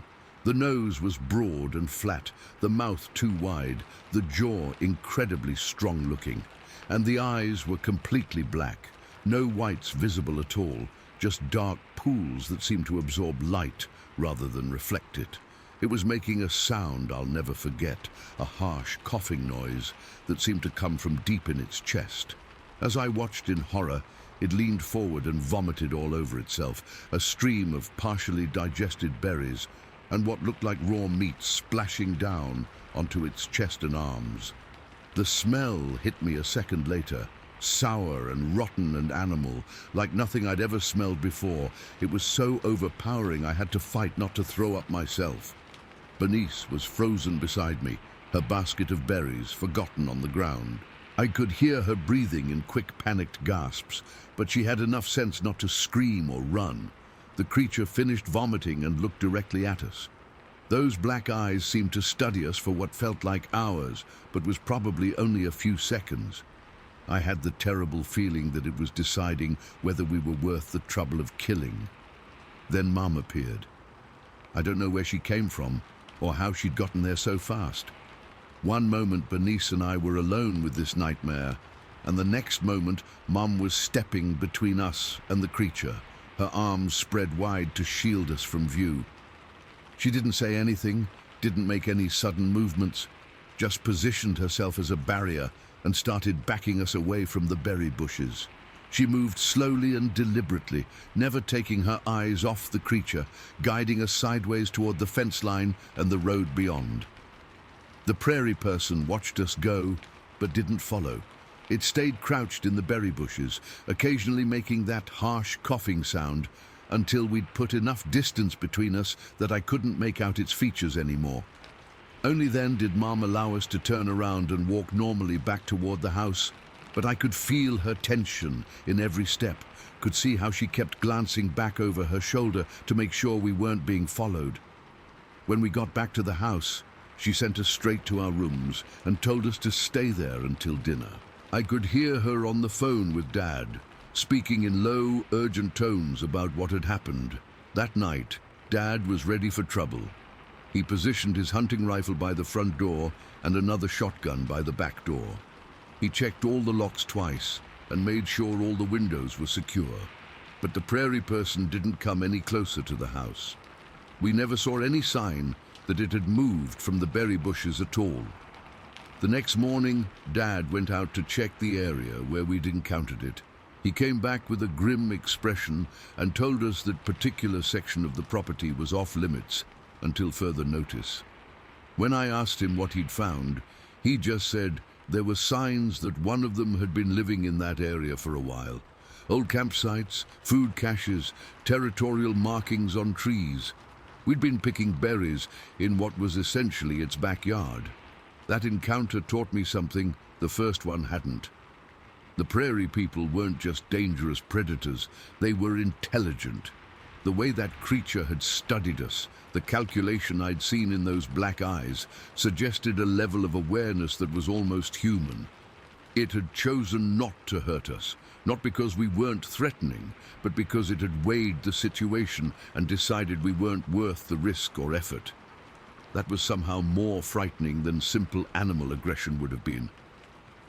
Over the years that followed, there were other encounters, brief glimpses of movement in the trees, strange sounds at night, footprints around the property that were too large and the wrong shape to be human. But nothing as direct or terrifying as those first two experiences. I learned to live with the knowledge that they were out there, sharing our land according to rules that only they fully understood. Most of the time, the truce held. They stayed in their territory, we stayed in ours, and everyone respected the boundaries. But I never forgot the lesson those encounters taught me. The prairie people were selective about when and how they showed themselves. They were intelligent enough to make complex decisions about threat assessment, and they were unpredictable in ways that kept you constantly on edge. The only thing that kept the peace was prudence, respecting their space, following the rules that had been passed down through generations of people who'd learned to coexist with them, push those boundaries, and the truce could collapse in an instant. I moved away from the farm when I went to college, and I never moved back. Built my own life in the city, where the only predators you have to worry about walk on two legs and don't have claws.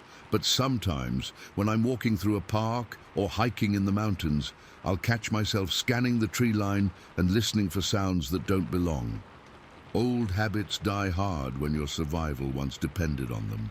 And sometimes, when the wind is just right and I smell something wild and animal, I'm 8 years old again, watching something impossible kill with casual efficiency in a sunny meadow. The prairie people are still out there, still intelligent, still selective, still maintaining their side of a truce that most people don't even know exists. I just hope it holds. Story 7. I've been living in the city for over 10 years now, and people always ask me why I moved away from Northern California. They assume it's about job opportunities or cost of living, and I let them think that. It's easier than trying to explain the real reason, which is that I can't handle being around forests anymore. What happened on Thanksgiving Eve, 2013, changed everything for me. Not just how I feel about wilderness areas, but how I understand the world itself. There are things out there that we're not supposed to see, things that have learned to stay hidden from us, for very good reasons. I was visiting my cousin Jimmy up in Round Mountain, which is this tiny place in Northern California that most people have never heard of. It's beautiful country, all rolling hills covered in oak trees and pine forests, the kind of place where you can drive for miles without seeing another house. Jimmy had been living up there for about 5 years at that point, working construction during the week and spending his weekends riding ATVs through the backcountry. He'd been trying to get me to visit forever, always talking about how awesome the trails were and how I needed to get away from city life and experience some real adventure. I finally took him up on the invitation that November. I had 4 days off for Thanksgiving, and I figured it would be good to spend some time with family and maybe do something different for a change. Jimmy picked me up at the airport in Sacramento, and we drove up to his place in this beat-up Ford pickup that looked like it had been through a war. The whole drive, he was talking about all the stuff we were going to do, hit some trails on his ATVs, maybe do some fishing, definitely drink some beer and smoke a little weed while we enjoyed the great outdoors. His house was this small cabin-style place set back in the trees with a big garage where he kept his toys, 2 four-wheelers, a dirt bike, and enough outdoor gear to outfit an expedition. Jimmy was one of those guys who lived for the weekends, who worked his ass off during the week just so he could afford to play in the mountains. I got there around 3 in the afternoon on Wednesday, Thanksgiving Eve. The plan was to spend the evening riding some trails, then come back and have dinner with his family. Jimmy's parents and his sister were coming over, plus a few neighbors. Nothing fancy, just a good old-fashioned family gathering. But first, Jimmy wanted to show me his favorite trail. He threw me on one of his ATVs almost as soon as I walked in the door. Didn't even give me time to unpack my stuff or get settled in. He was like a kid with a new toy, so excited to share his playground with someone new. The ATV was this big Yamaha four-wheeler, way more powerful than anything I'd ever ridden before. Jimmy spent about 10 minutes showing me the controls and giving me safety tips. Then we were off into the woods behind his house. The trail started out pretty tame. Wide enough for both machines side by side, well maintained, not too steep. Jimmy was leading the way, and I was following about 20 feet behind him, getting used to the feel of the machine.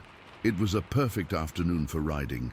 Clear skies, temperature in the mid-60s, just enough breeze to keep things comfortable. The trees were still showing their fall colors, reds and yellows and oranges that looked incredible against the backdrop of evergreen pines. Jimmy was in his element, clearly loving every minute of showing off his territory. He'd stop every so often to point out landmarks or tell me stories about other rides he'd taken through the area. The guy knew every trail, every creek crossing, every good spot to stop for a beer. We rode for about an hour, working our way deeper into the forest and higher up into the hills. The trail got narrower and more challenging as we went, winding between massive tree trunks and over rocky outcroppings that required some skill to navigate. Eventually, we came to this small lake tucked back in a valley between two ridges. It was maybe 100 yards across, perfectly still, reflecting the trees and sky like a mirror. Jimmy pulled his ATV up to the water's edge and killed the engine. He pulled a couple of beers out of a cooler mounted on the back of his machine and handed me one. We sat there drinking and talking, enjoying the peace and quiet, when we heard the first sound. It was two sharp knocks, like someone hitting wood against wood. They came from the forest across the lake, maybe 200 yards away. Distinct and deliberate, not like any natural sound I'd ever heard. Jimmy heard them too. He said it was probably a woodpecker, but I could see the tension that crossed his face when he heard the sound. Like he was trying to convince himself as much as me. We went back to our conversation, but I found myself listening for more sounds from the forest. There was something about those knocks that bothered me, something too purposeful and intelligent to be a bird. That's when I noticed the silhouette between the trees. It was on the far side of the lake, just visible through the gaps in the forest. At first, I thought it was a person, maybe another rider who'd stopped to rest, but there was something wrong with the proportions, something that made my brain struggle to process what I was seeing. Before I could say anything about it, Jimmy grabbed my arm and whispered for me to not move. His voice was tight with fear, and when I looked at his face, I saw genuine terror in his eyes. That's when I turned to get a better look at what was across the lake. The thing had moved closer to the water's edge, and now I could see it clearly. It was huge, easily 8 feet tall, but it was moving in a crouch that brought it down much lower. My first thought was that it looked like some kind of big cat, the way it was positioned, the fluid grace of its movement. But then it made a sound that changed everything. It was a bark, but not like any bark I'd ever heard from a dog. This was deep and powerful, a sound that seemed to come from something with massive lungs and a chest cavity bigger than any normal animal. The sound was so loud and resonant that it seemed to vibrate through the ground and up into my bones. Jimmy jumped on his ATV and yelled for me to go. I didn't need to be told twice. I hit the starter and gunned the engine, but in my panic I gave it too much throttle. The rear tires spun in the soft dirt at the lake's edge, throwing up a spray of mud and water. For a terrifying second, I thought I was going to slide sideways into the lake. But the tires finally found traction, and I shot forward onto the trail behind Jimmy. The trail away from the lake was narrow and winding, barely wide enough for one ATV. Branches were whipping past my helmet, sometimes hitting so hard I could hear the impact over the roar of the engine. I was hunched over the handlebars, trying to follow Jimmy's tail lights through the growing darkness. But I could hear something behind us. It was the sound of something large crashing through the underbrush, moving fast and getting closer. I risked a glance back over my shoulder and saw something that made my blood turn to ice. The creature was following us, but it wasn't running upright like a person. It was moving on all fours, loping through the forest like a giant ape or bear, but with a speed and agility that no bear could match. In the glimpses I caught of it through the trees, I could see massive muscles rippling under coarse, dark fur. The build was like something out of a caveman museum display. Hugely powerful shoulders and arms, a barrel chest, thick legs that drove it forward with incredible force. But it was the face that really got to me. Even in the bad light, and at that distance, I could see something disturbingly human in its features. Not human enough to be a person, but human enough to be deeply unsettling. The trail seemed to go on forever. Every turn I expected to feel massive claws tear me off the back of the ATV. Every shadow between the trees looked like it might be the creature cutting through the forest to intercept us. Jimmy was pushing his machine to its limits, taking corners at speeds that should have been impossible on that narrow trail. I was struggling to keep up, my ATV sliding and bouncing over rocks and roots, the engine screaming as I redlined it, trying to match his pace. Behind us, the crashing sounds were getting closer. Whatever was chasing us didn't seem to be getting tired, and it obviously knew these woods better than we did. I started to wonder if we were going to make it back to Jimmy's house, or if they'd find our bodies torn apart somewhere on the trail. Just when I thought we were done for, I saw lights ahead through the trees. Jimmy's house, and more importantly, his garage. He'd left the big roll-up door open when we'd left, and I could see the opening like a beacon in the darkness. Jimmy hit the garage at full speed, his ATV sliding sideways as he braked and turned. I was right behind him, my own machine barely under control as I shot through the opening. Jimmy was already off his ATV and running for the door controls. The big metal door started rolling down just as I heard the creature crashing out of the tree line behind us. The door hit the concrete floor with a slam that sounded like salvation. For a moment, neither of us moved. We just sat there on our machines, engines still running, breathing hard and trying to process what had just happened. Then Jimmy killed his engine, and I did the same. The sudden silence was almost as terrifying as the chase had been. We stood there in the fluorescent light of the garage, both of us covered in sweat despite the cool evening air. That's when we heard it, something moving around outside the garage. Heavy footsteps circling the building, accompanied by that same deep, resonant breathing I'd heard at the lake. We grabbed each other's arms and stood perfectly still, listening to whatever was out there investigate Jimmy's property. It seemed to circle the garage several times, then move toward the house. We could hear it testing windows, trying doors, like it was looking for a way inside. Then Jimmy's family started arriving for dinner. The sound of car doors slamming and people talking seemed to drive the creature away. Within minutes, the sounds outside the garage stopped, and we heard Jimmy's mum calling for us to come inside. Jimmy cracked the garage door open just wide enough to peek out. When he was satisfied that whatever had been out there was gone, we made a run for the house. His family was already gathered in the living room. His parents, his sister and her husband, a couple of neighbors. Everyone was laughing and talking, wine was flowing. The whole scene was warm and normal, and completely at odds with what we'd just experienced. Jimmy and I tried to act natural, but we must have looked pretty shaken up. His mom asked if everything was okay, if we'd had a good ride. We both said fine, great ride, beautiful evening, all the normal things you're supposed to say, but I could see in Jimmy's eyes that he was as rattled as I was. Neither of us touched our dinner, and we both kept glancing toward the windows, listening for sounds that shouldn't be there. After everyone left that night, Jimmy and I sat up until almost dawn, drinking beer and trying to make sense of what we'd seen.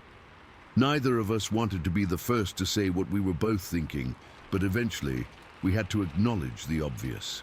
That thing in the forest hadn't been a bear or a mountain lion or any other normal animal. It had been something else entirely, something that moved with intelligence and purpose, something that had deliberately hunted us through those woods. Jimmy had lived in that area his whole life, and he'd never seen or heard anything like it. But he admitted that there had been stories over the years, hunters talking about finding tracks they couldn't identify, campers reporting strange sounds at night, hikers claiming to see large shapes moving through the trees.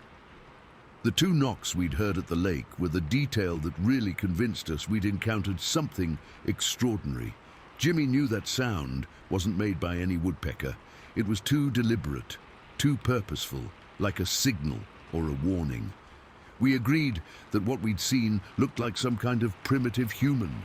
The muscular build, the way it moved, the intelligence in its eyes. But the knocks, the size, the speed, all pointed to something that matched the descriptions of Sasquatch encounters we'd read about.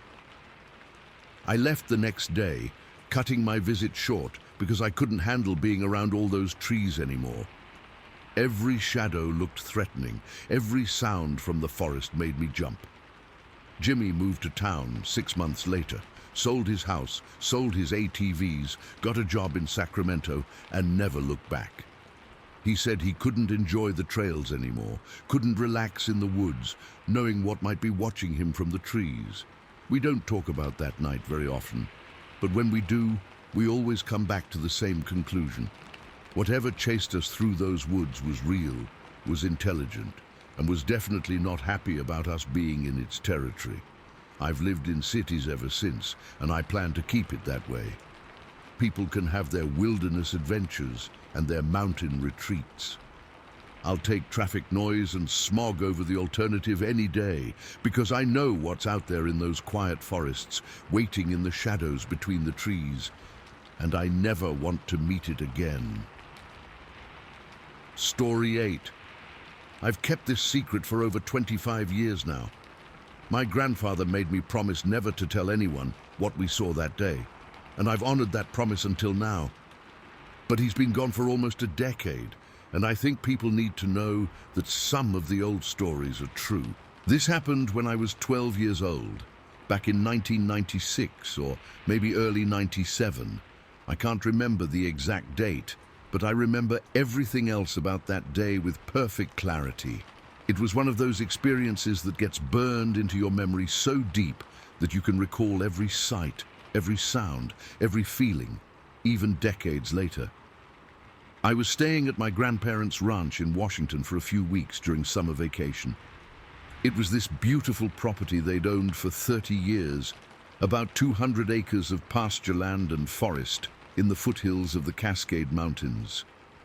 The kind of place where you could walk for miles without seeing another house, where the only sounds were wind through the trees and cattle lowing in the distance. My grandfather was one of those old-school ranchers who could do just about anything with his hands. He'd built most of the buildings on the property himself, maintained all the equipment, took care of the livestock without ever needing help from anyone. He was tough as nails, but fair, the kind of man who didn't waste words and expected you to pay attention when he spoke. That particular morning started out completely normal. I was eating breakfast in my grandmother's kitchen when my grandfather came in, looking concerned. He said one of his horses had gone missing sometime during the night. It was an older mare named Belle that he'd had for years, and she'd never wandered off the property before. He asked if I wanted to come help him look for her, and of course I said yes. I loved spending time with my grandfather, especially when it involved riding around the property or going into the woods. He knew every inch of that land, like the back of his hand, and being with him always felt like getting a private education in how the real world worked.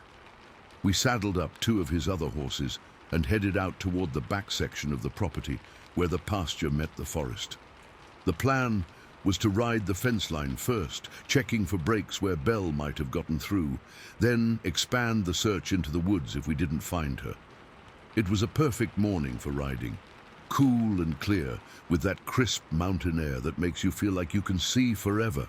My grandfather was riding his usual horse, a big gelding named Duke that he'd trained himself.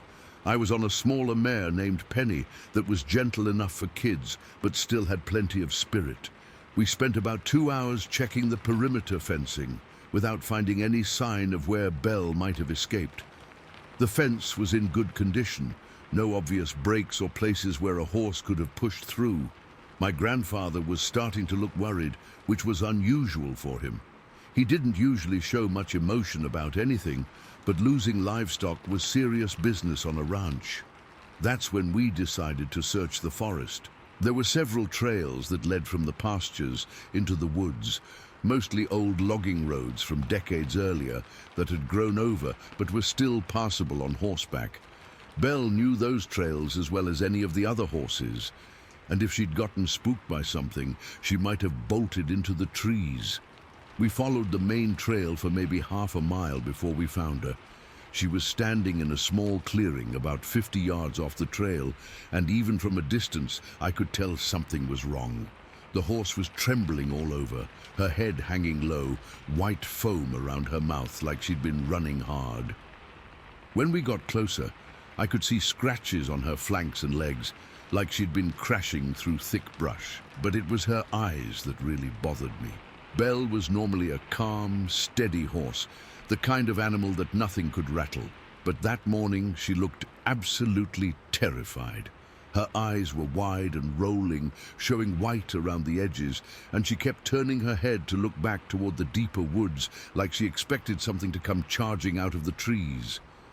My grandfather dismounted and spent several minutes checking Belle over, looking at the scratches, feeling her legs for injuries, trying to calm her down. She was in rough shape, but not seriously hurt, just scared out of her mind and exhausted from whatever had happened to her. He managed to get a lead rope on her, and we started back toward the ranch, me leading the way on Penny, while my grandfather followed behind with Duke and Belle. The injured horse was still nervous, constantly looking back over her shoulder, but she seemed relieved to be away from wherever she'd spent the night. We were maybe 10 minutes into the ride back when my grandfather suddenly reached over and put his hand on my chest, stopping me from going any further. His voice was barely above a whisper when he told me to stay perfectly still and not make any noise. There was something in his tone I'd never heard before, a tension that immediately put me on high alert. My grandfather wasn't afraid of anything, but whatever he was seeing had him spooked. I followed his gaze upward into the canopy of trees ahead of us.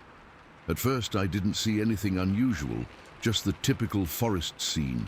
Tall Douglas firs and cedars creating a thick canopy overhead, with branches and leaves creating deep shadows between the trunks. But as my eyes adjusted to the filtered light, I started to make out something that didn't belong. There was a shape among the branches, maybe 30 feet above the trail, something dark and large that was definitely not part of the tree itself. As I stared at it, trying to understand what I was looking at, the shape shifted slightly and I realized it was alive. It was enormous, easily the size of a large man, but built completely differently. The body was covered in dark, coarse-looking hair, and the arms were incredibly long, longer than human arms, more like an orangutan's proportions. It was crouched on a thick branch, perfectly balanced despite its massive size. But it was the eyes that made my blood run cold. They were reflecting the dim forest light, like an animal's eyes caught in headlights, glowing with an eerie yellow-green color. And they were staring directly at us with an intelligence that was unmistakably aware and calculating. I couldn't move. I couldn't even breathe. Every muscle in my body was frozen with fear as I stared up at this impossible thing watching us from the treetops. It was like being caught in the gaze of a predator that could kill me without any effort at all. The creature seemed content to just observe us at first. It didn't move aggressively or make any threatening gestures, just watched us with those glowing eyes like it was trying to figure out what we were doing in its territory. But then my grandfather made a mistake. He slowly raised his rifle, probably just trying to get a better look through the scope. But the movement caught the creature's attention, and everything changed in an instant. There was a sharp crack as the thing snapped a thick branch right above its head, breaking off a piece of wood as thick as my arm and letting it crash to the ground near our horses. The sound echoed through the forest like a gunshot. Then it started moving. What happened next was like nothing I'd ever seen or imagined possible. The creature began traveling from tree to tree, moving through the canopy like it was solid ground. It would swing from branch to branch with fluid grace, sometimes walking along thick limbs, sometimes hanging and swinging to the next tree. But here's the thing that really terrified me. It never turned its back on us.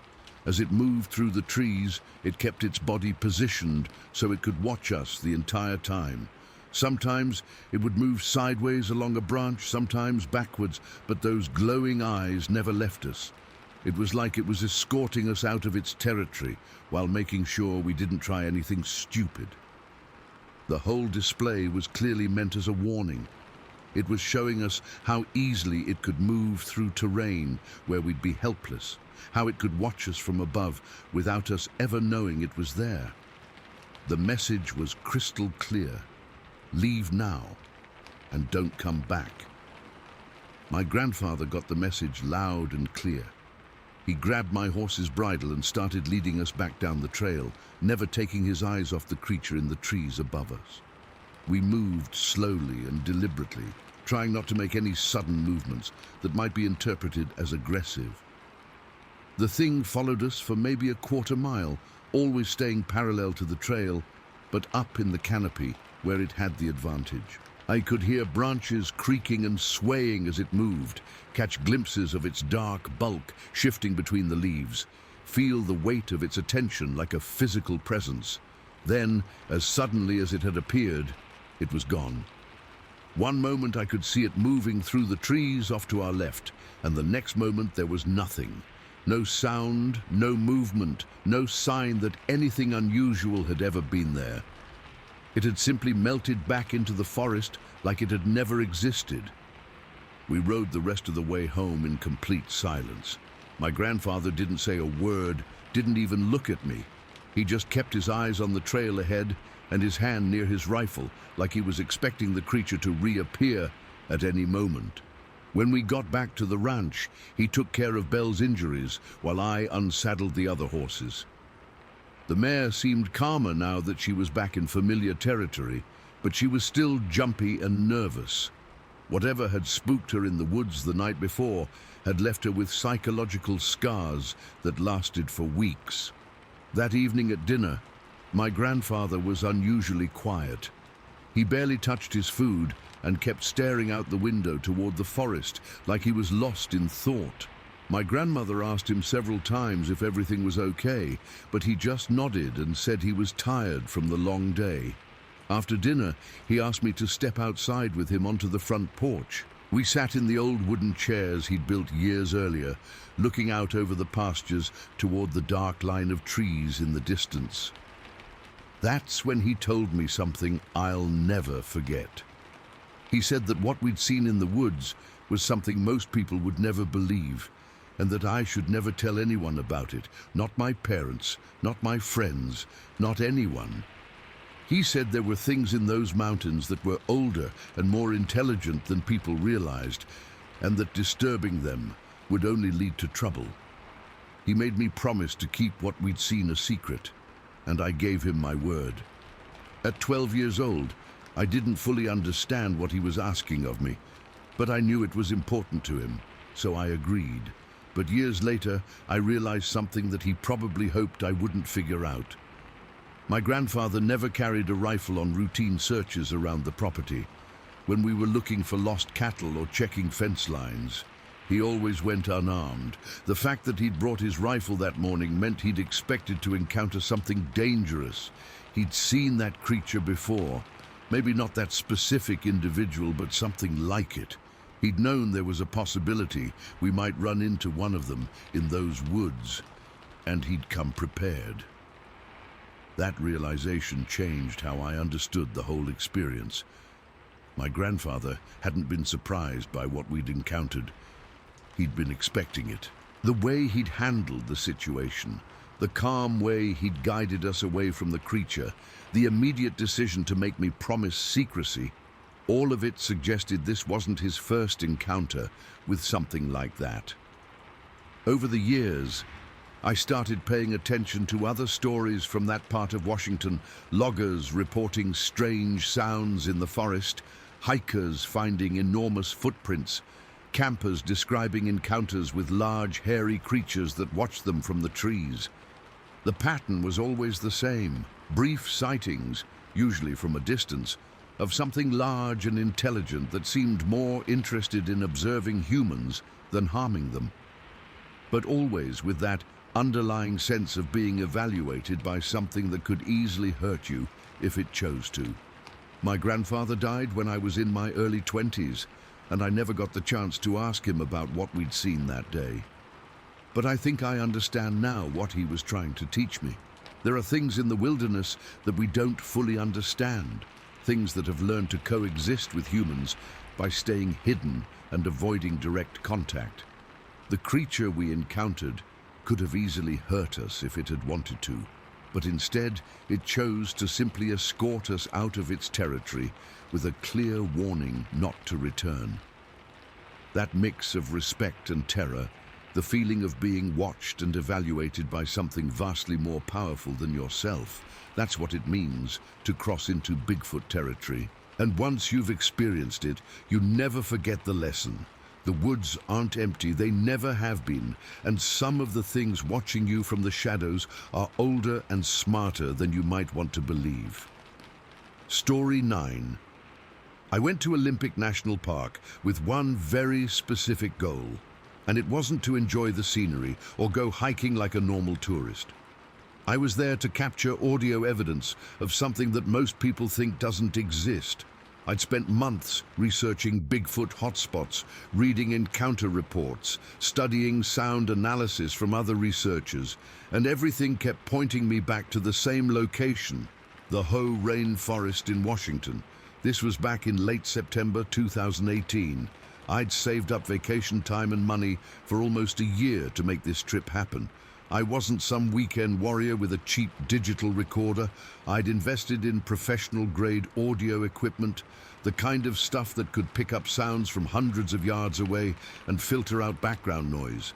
The plan was simple: get deep into the forest where tourists don't usually go, set up my recording equipment before dark, and spend the night listening for the howls and vocalizations that people have been reporting from that area for decades.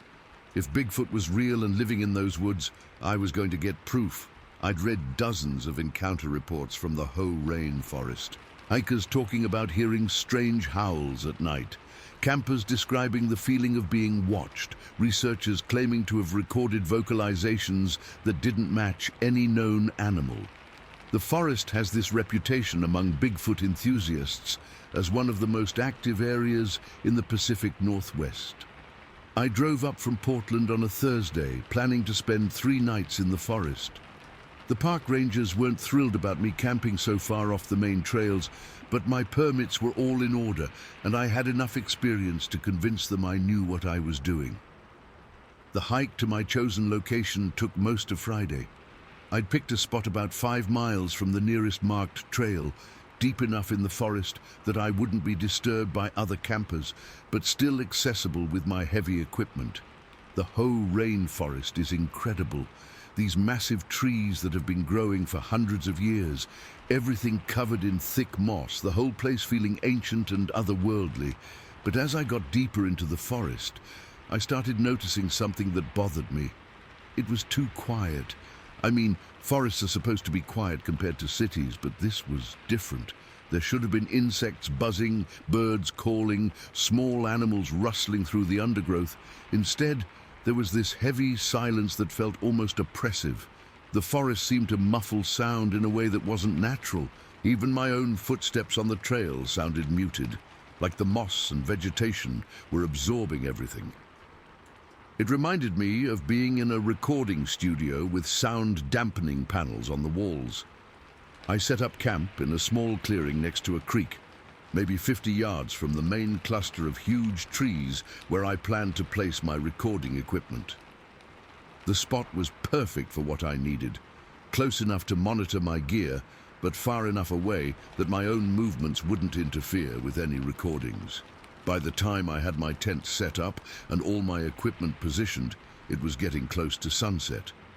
I'd brought 3 different recording devices. One directional microphone pointed toward the deepest part of the forest, one omnidirectional mic to capture sounds from all directions, and a parabolic microphone that could pick up distant sounds and amplify them. Everything was working perfectly. The equipment was recording, the battery levels were good, and I had enough storage space to capture hours of audio. All I had to do was wait and listen. As darkness fell, that unnatural silence got even more pronounced. I sat outside my tent for the first few hours, wearing headphones connected to my recording system, listening for any unusual sounds. But there was nothing. Not even the normal forest sounds you'd expect at night. It was like every living thing in that area had gone quiet at the same time. Around 11 o'clock, I finally heard something that made my pulse spike. 3 sharp knocks came from somewhere deep in the forest, maybe a quarter-mile away. They were distinct and deliberate, like someone hitting wood against wood. The spacing between them was even, almost rhythmic, definitely not random. I'd read about this in other encounter reports, the wood knocking that people associated with Bigfoot communication. My hands were shaking with excitement as I adjusted my equipment to focus on the direction the sounds had come from. But then everything went quiet again. I waited for almost an hour, listening intently, but the knocks didn't repeat. Just that same oppressive silence that had been bothering me all day. Around midnight, I decided to get some sleep. I left the recording equipment running and crawled into my tent, but I kept one ear open, hoping to hear something during the night. That's when things started to get really weird. I was lying in my sleeping bag, maybe half asleep, when I heard the first stone hit the ground next to my tent. It was just a small rock, nothing dramatic, but it landed close enough that I could hear it clearly through the tent fabric. At first I thought maybe it had fallen from a tree, but then another one landed, and another. Small pebbles dropping out of nowhere, all landing within a few feet of my tent. They weren't falling randomly either. They seemed to be placed deliberately, like someone was testing to see how I'd react. I lay there listening, trying to figure out what could be causing rocks to fall in such a specific pattern. There was no wind that night, no reason for anything to be shaking loose from the trees above me. Then I felt the tent shake, not from wind or from me moving around inside, but like something had grabbed the zipper and given it a gentle tug. The vibration traveled through the fabric and into my sleeping bag, and I felt every muscle in my body tense up. I reached for my flashlight, but I didn't turn it on yet. Part of me didn't want to see whatever was outside my tent. But another part knew I had to look, had to know what I was dealing with. That's when I saw the shadow. Even through the tent fabric, I could see the silhouette of something enormous standing right outside.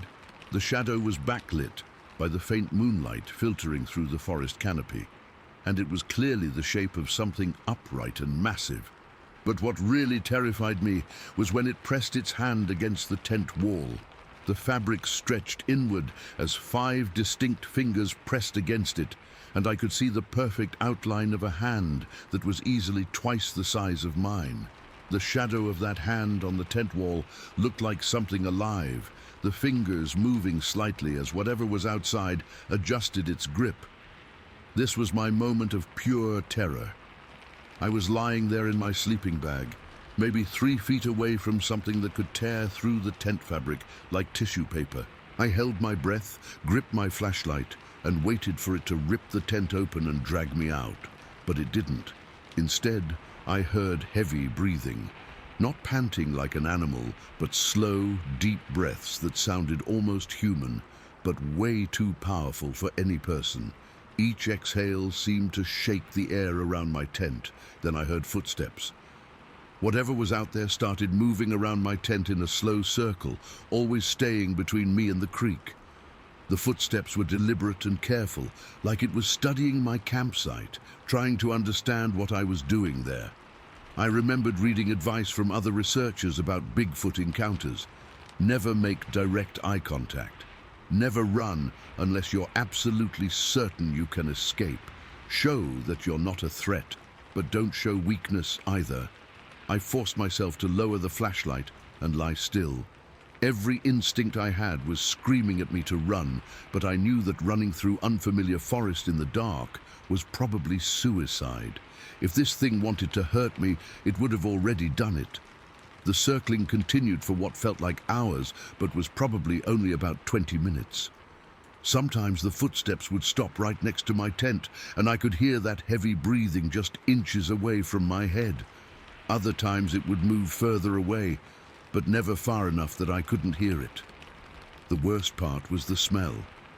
It came and went with the wind, but when it hit me it was overwhelming, sharp and acidic, like ammonia mixed with something rotten. The smell was so strong it made my eyes water and my throat burn. I realized that whatever was out there was testing me, seeing how I'd react to being surrounded, to being trapped, to being at its mercy.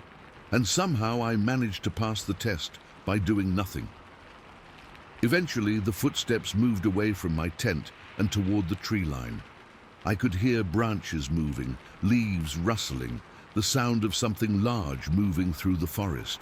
But gradually, those sounds faded into the distance. That's when I noticed something I hadn't realized until that moment. The forest had gone completely silent again. Even more silent than before, if that was possible. But then, slowly, the normal sounds started to return. First, a few insects chirping, then more, until gradually the forest filled with the natural nighttime chorus that should have been there all along. It was like whatever had been keeping everything quiet was finally gone, and the forest could come back to life. I didn't sleep for the rest of the night. I lay in my tent listening to every sound, waiting to see if the thing would come back. But as the hours passed and dawn started to approach, I began to feel like the worst was over. When the sun finally came up, I waited another hour before working up the courage to leave my tent. The first thing I did was check my recording equipment. Everything was still running. All the devices had captured the entire night. But when I played back the audio, all I heard was silence. Hours and hours of nothing, not even the sound of the footsteps circling my tent. Whatever had been out there either produced no sound that my equipment could detect, or it had somehow interfered with the recordings. Either way, I had no audio evidence of what I'd experienced. But I had physical evidence. Around my campsite, pressed into the soft ground and the mossy areas, were footprints unlike anything I'd ever seen. They were enormous, at least 18 inches long and 8 inches wide, and clearly showed 5 toes. The depth of the impressions suggested something incredibly heavy had made them. But the strangest thing was what I found near the creek. Someone or something had arranged a small pile of sticks in a deliberate pattern. Not random branches that had fallen naturally, but carefully stacked pieces of wood that formed a kind of miniature totem or marker. The arrangement was too purposeful to be accidental, too complex to be the work of any normal animal.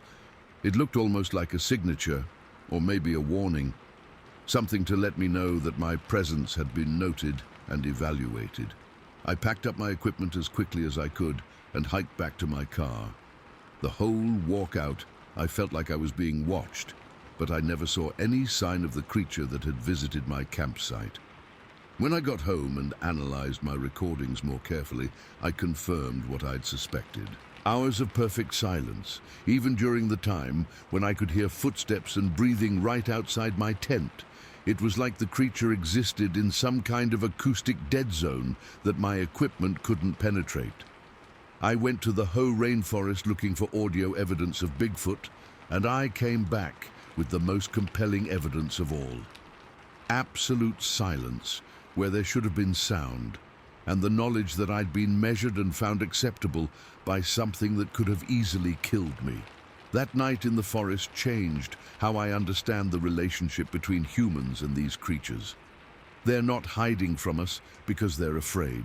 They're hiding because they choose to, because they're intelligent enough to evaluate each encounter and decide whether we're worth revealing themselves to. I was tested that night, and somehow I passed. The creature could have torn through my tent, could have dragged me into the forest, could have ended my life without any effort at all. Instead, it chose to circle my camp, study me, and then leave me with a clear message. I see you, I know you're here, and I'm allowing you to leave. That's more terrifying than any roar or howl could ever be, because it means they're watching us all the time, making decisions about us that we don't even realize are being made. I never went back to the whole rainforest. Some encounters are meant to happen only once, and I got the message loud and clear. Story 10. I've never been comfortable talking about what happened at Clam Lake that night. Every time I try to explain it to someone, I can see the look in their eyes change. That mix of skepticism and concern, like they're wondering if I need professional help. But I know what I saw out there on that black water, and I know it saw me too. This was back in October 2019. I'd moved to Cadillac, Michigan about 6 months earlier for work, and I was still trying to get used to small-town life after spending most of my adult years in Chicago. The pace was different, the people were different, and I found myself with a lot more free time than I knew what to do with. That's how I got into kayaking. I'd never been much of an outdoors person, but there was something about Clam Lake that drew me in.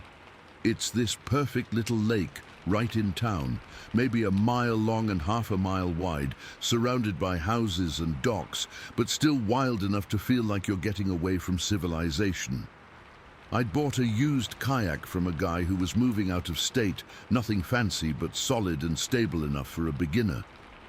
Most evenings after work, I'd throw it in the back of my truck and head down to the public launch for an hour or two of paddling around the shoreline. The lake has this network of bays and inlets that are perfect for exploring, plus a wooden walkway that extends out from the north shore where people go fishing and kids jump into the water during summer. By October, the tourist season was over, and the lake was usually deserted, which was exactly how I liked it. That particular night started out like any other. I'd gotten off work around 5:30, stopped at home to grab some dinner and change clothes, then loaded up the kayak for what I thought would be a routine evening paddle. But when I got to the lake, conditions were different than I'd ever seen before. There was this low fog sitting on the water, maybe 3 or 4 feet thick, that made the whole lake look like something out of a horror movie. The fog wasn't moving much, just sitting there like a blanket, so dense in places that you couldn't see more than 20 or 30 feet in any direction. Most people would have turned around and gone home, but I'd been looking forward to getting on the water all day. Work had been stressful. I was feeling cooped up in my apartment, and I figured a little fog would just add some atmosphere to the evening. Besides, I knew the lake well enough by then that I wasn't worried about getting disoriented. Clam Lake isn't that big, and even in the fog, I could navigate by following the shoreline. I launched my kayak around 7:30, just as the sun was setting behind the trees. The water was absolutely still, like glass, so smooth that every movement of my paddle sent ripples spreading out in perfect circles. The silence was incredible, but also kind of unnerving. On a normal evening, you'd hear cars driving by on the road, people talking on their docks, dogs barking, all the usual sounds of a small town. But that night, it was like the fog had muffled everything. The only sound was the drip of water from my paddle and the gentle lapping of tiny waves against the kayak hull. I paddled slowly along the eastern shore, staying close enough to land that I could make out the shapes of houses and docks through the fog. The visibility kept changing. Sometimes I could see 50 feet, sometimes barely 10. It was like being inside a cloud that was constantly shifting and moving around me. The strangest thing was how the fog seemed to amplify certain sounds while muffling others.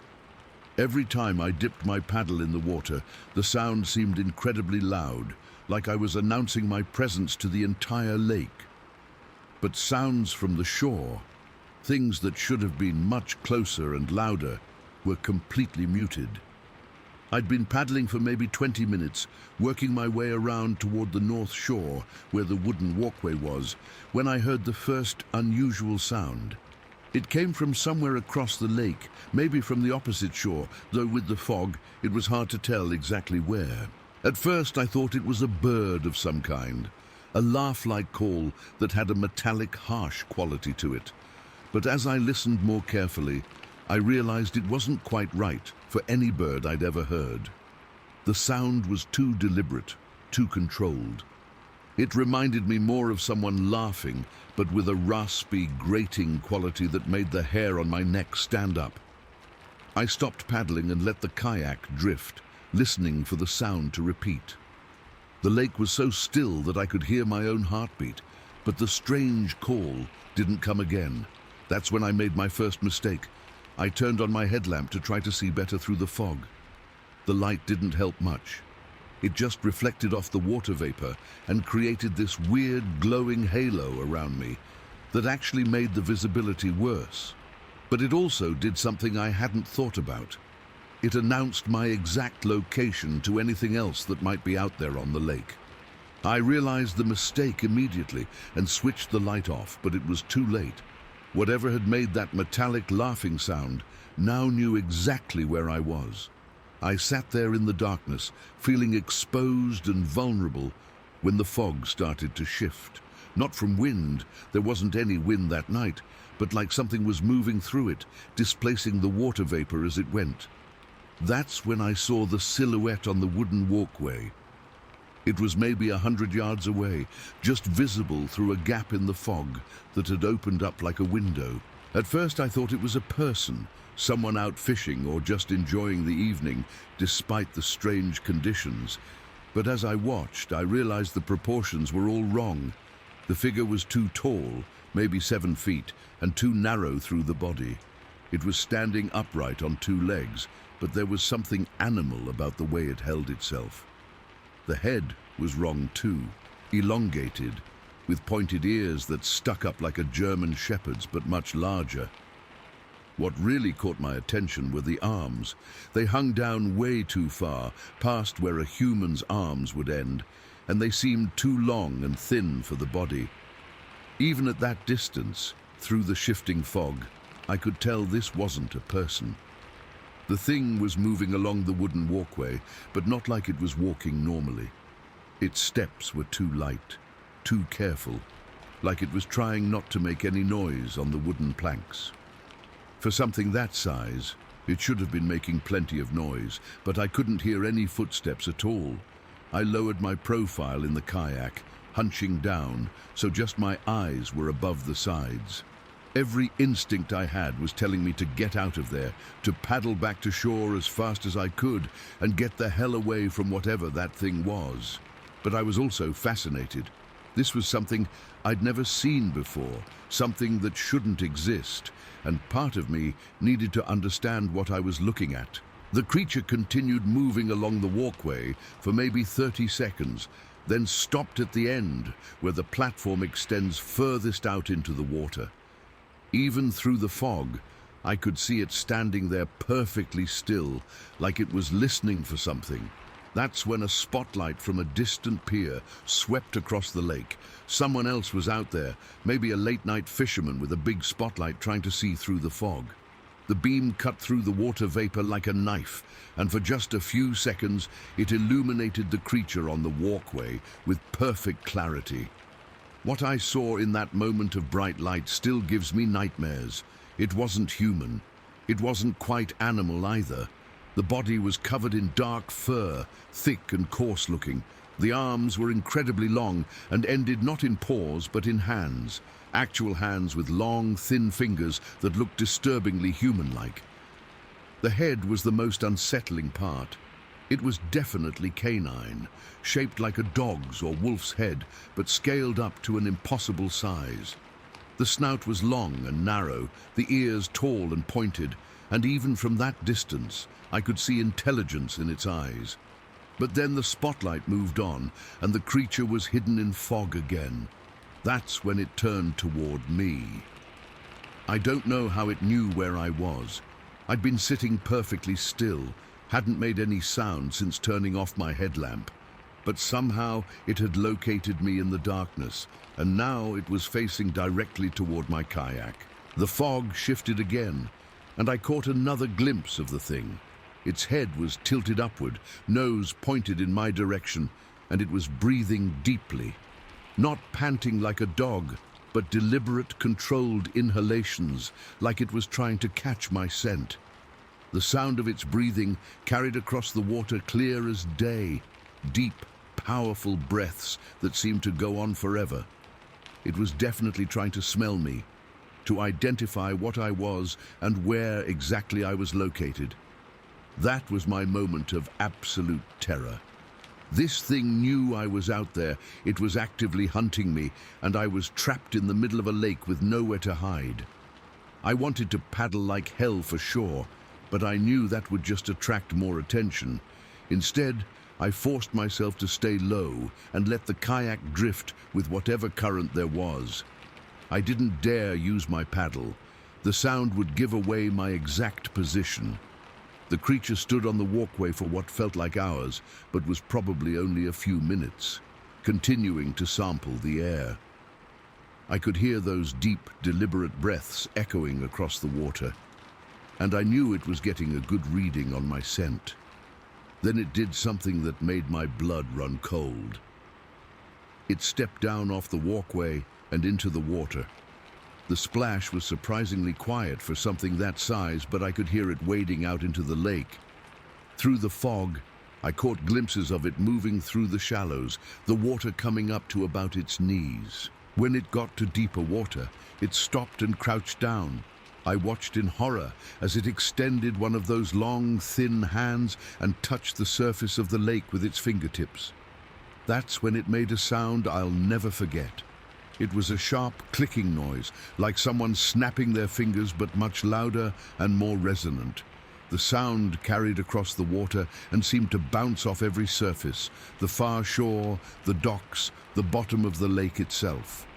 I realized it was echolocating, using sound to map its environment and locate prey. Me. The click repeated several times, and I could feel the vibrations through the fiberglass hull of my kayak. Each sound wave was giving this thing more information about where I was and what I was doing. I let myself drift further back into the fog, hoping to get behind some kind of cover. There was a concrete culvert that extended out from the southern shore, part of an old drainage system, and I managed to position my kayak behind it. For the next several minutes, I sat there in the shadow of that culvert, listening to the creature move around in the water. Sometimes the sounds were close enough that I thought it was going to round the corner and find me. Other times, they seemed to fade toward the opposite shore, but it was definitely searching for me. I could hear it moving systematically through the lake, occasionally making that clicking sound, sometimes making a low rumbling noise that might have been communication or might have been frustration. The fog was so thick now that I couldn't see more than a few feet in any direction. I was completely blind, relying only on sound to track the creature's movements. Every splash, every ripple, every breath made me tense up and prepare for an attack. Time seemed to stop. I don't know how long I hid behind that culvert. It felt like hours, but it might have been 20 minutes. My hands were cramping from gripping the paddle so tightly. My back was aching from staying hunched over, and I was starting to shiver from the cold and the adrenaline. Then gradually the sound started to fade. The splashing got more distant. The clicking sounds became less frequent, and eventually I couldn't hear the creature moving around anymore. But I didn't dare move yet. I stayed hidden behind that culvert, listening intently, waiting to make sure it was really gone. That's when I heard the frogs start croaking again. I hadn't even realized they'd stopped. But now that they were calling again, the absence of their voices during the encounter became obvious. Like every living thing in that lake had gone silent when the predator was hunting, and now they felt safe enough to make noise again. I waited another 10 minutes before I finally worked up the courage to paddle out from behind the culvert. The fog was starting to thin out a little, and I could make out more of the lake's features. There was no sign of the creature, no ripples on the water, no sounds from the shore, nothing to indicate that anything unusual had happened. If it hadn't been for the frogs confirming that something had changed, I might have started to wonder if I'd imagined the whole encounter. I paddled back to the launch as quietly as possible, constantly looking over my shoulder, expecting to see that dark silhouette appear behind me at any moment. But the trip back was uneventful, and I loaded my kayak onto the truck without incident. It wasn't until I was driving home that I started to process what had actually happened out there. I'd encountered something that shouldn't exist, something that was intelligent enough to hunt using echolocation, something that had tracked me across an entire lake using nothing but scent and sound. I did some research when I got home and learned about the Michigan dogman, reports going back decades of a bipedal canine creature spotted in various parts of the state. Most of the sightings described exactly what I'd seen, something tall and thin, covered in dark fur, with a dog-like head and disturbingly human hands. But most of those reports were from forests or rural areas. I'd never read about one being seen near water, let alone demonstrating the kind of hunting behavior I'd witnessed. I haven't been back to Clam Lake since that night. I sold my kayak a few weeks later and found other ways to spend my evenings. Every time I drive past the lake, I look out at that wooden walkway and remember the silhouette I saw moving along it with impossible silence. People in town talk about Clam Lake like it's this perfect little recreational spot, safe and family-friendly and completely normal. And maybe it is, most of the time. But on foggy nights, when the water is still and the normal sounds of civilization are muffled, something else comes out to hunt, something that walks like a person but smells like an animal, something that uses the lake itself as a tool to locate its prey. The locals call it legend, but legends don't make the water respond to their touch with clicking echoes that vibrate through fiberglass hulls. Legends don't make every living thing in a lake go silent until the danger passes.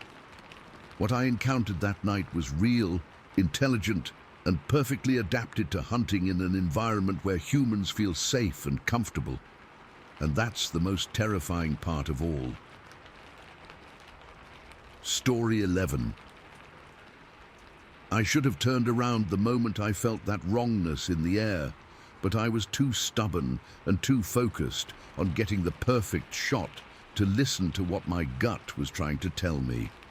What happened on Mount Washington that day taught me that sometimes your instincts know things your rational mind hasn't figured out yet, and ignoring them can get you killed. This was back in February 2020. I'd been getting into winter photography as a hobby, trying to capture the stark beauty of New England mountains during the coldest months of the year. There's something about the way snow and ice transform familiar landscapes that really appealed to me, turning ordinary hills and forests into alien, otherworldly scenes. Mount Washington had been on my list for months. It's got this reputation as one of the most dangerous mountains on the East Coast, with weather that can turn deadly without warning. But I'd done my research, checked the forecast carefully, and picked a day that looked perfect for a solo snowshoeing expedition. The plan was simple: hike up the lower slopes off trail, looking for interesting compositions and maybe some wildlife tracks to photograph. I'd heard that winter was actually a great time to spot animal signs in the snow, and I was hoping to get some shots of deer trails, or maybe even bear tracks, if I was lucky. I started out from the base around 8 in the morning, strapping on my snowshoes and shouldering my pack loaded with camera gear, extra batteries, and emergency supplies. The sky was this solid steel gray that promised snow later in the day, but the weather service said it wouldn't start until evening. Plenty of time for a day trip. The moment I started climbing, something felt off. I can't explain it exactly. The weather was fine, my gear was working perfectly, the snow conditions were ideal for snowshoeing. But there was this heaviness in the air, like the atmosphere itself was pressing down on me. Every step felt harder than it should have, like I was fighting against more than just the altitude and the cold. The wind was fierce that day, howling across the exposed slopes with a sound like nothing I'd ever heard.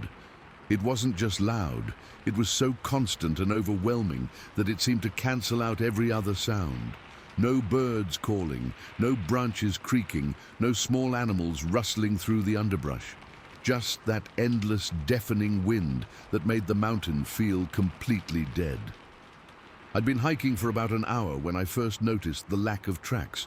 Fresh snow had fallen 2 days earlier, enough to create a clean slate across the entire mountainside. Under normal circumstances, that snow would be crisscrossed with the tracks of deer, rabbits, squirrels, maybe even moose or black bear. But as I climbed higher, I realized I wasn't seeing any animal signs at all. Not a single track, not even bird prints where something had landed and taken off again. The snow was perfect for showing tracks, the right consistency, not too hard, not too soft, but it was completely unmarked except for the trail I was leaving behind me.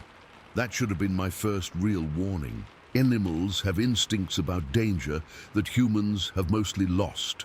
And when every creature on a mountain decides to stay hidden or leave the area entirely, there's usually a good reason. But I kept climbing anyway, telling myself that the wind was probably keeping the wildlife hunkered down, somewhere sheltered. I was too focused on my photography mission to pay attention to what the mountain was trying to tell me. About 2 hours into the hike, I found what I was looking for.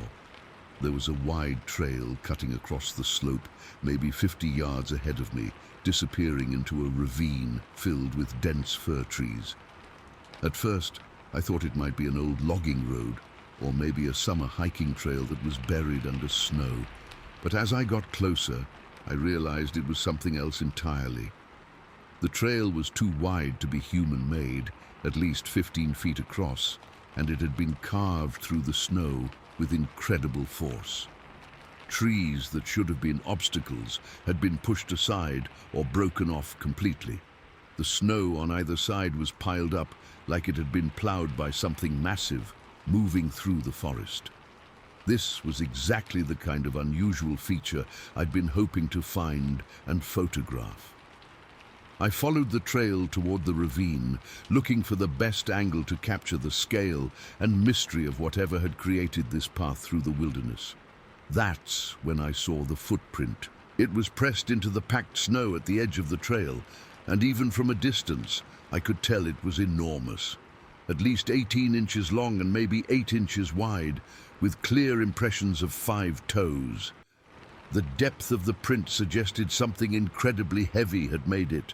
My heart started racing with excitement. This could be the discovery of a lifetime, the kind of evidence that cryptozoology researchers dream about finding.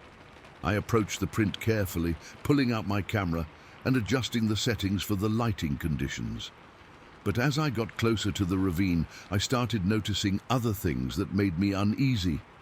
The young fir trees along the edge of the trail were bent over and trapped under the ice, their tops frozen to the ground in unnatural positions. It looked like they'd been deliberately bent and held down, maybe to create some kind of barrier or trap. The arrangement was too purposeful to be accidental, too systematic to be the result of wind or natural ice formation. Someone or something had shaped this landscape with intelligence and intention. I was crouched down next to the giant footprint, trying to get the perfect shot, when I heard a sharp crack behind me. I spun around and saw something that made every muscle in my body freeze with terror. There was a massive gray shape standing among the pine trees, maybe 30 yards away, so perfectly still that I'd mistaken it for a boulder or a snow-covered stump. But as I stared at it, I could make out the outline of something unmistakably alive. It was enormous, at least 8 feet tall even in a crouched position, covered in greyish fur that blended perfectly with the shadows between the trees. The body was built like a human, but scaled up to impossible proportions, with shoulders that seemed as wide as a car. But what really terrified me were the eyes. Even at that distance, I could see them watching me with an intelligence that was unmistakably aware and calculating. This wasn't some animal that had wandered into my path by accident. It had been observing me, probably for some time, deciding what to do about my presence in its territory. I was still trying to process what I was seeing when I heard another sound that made my blood turn to ice.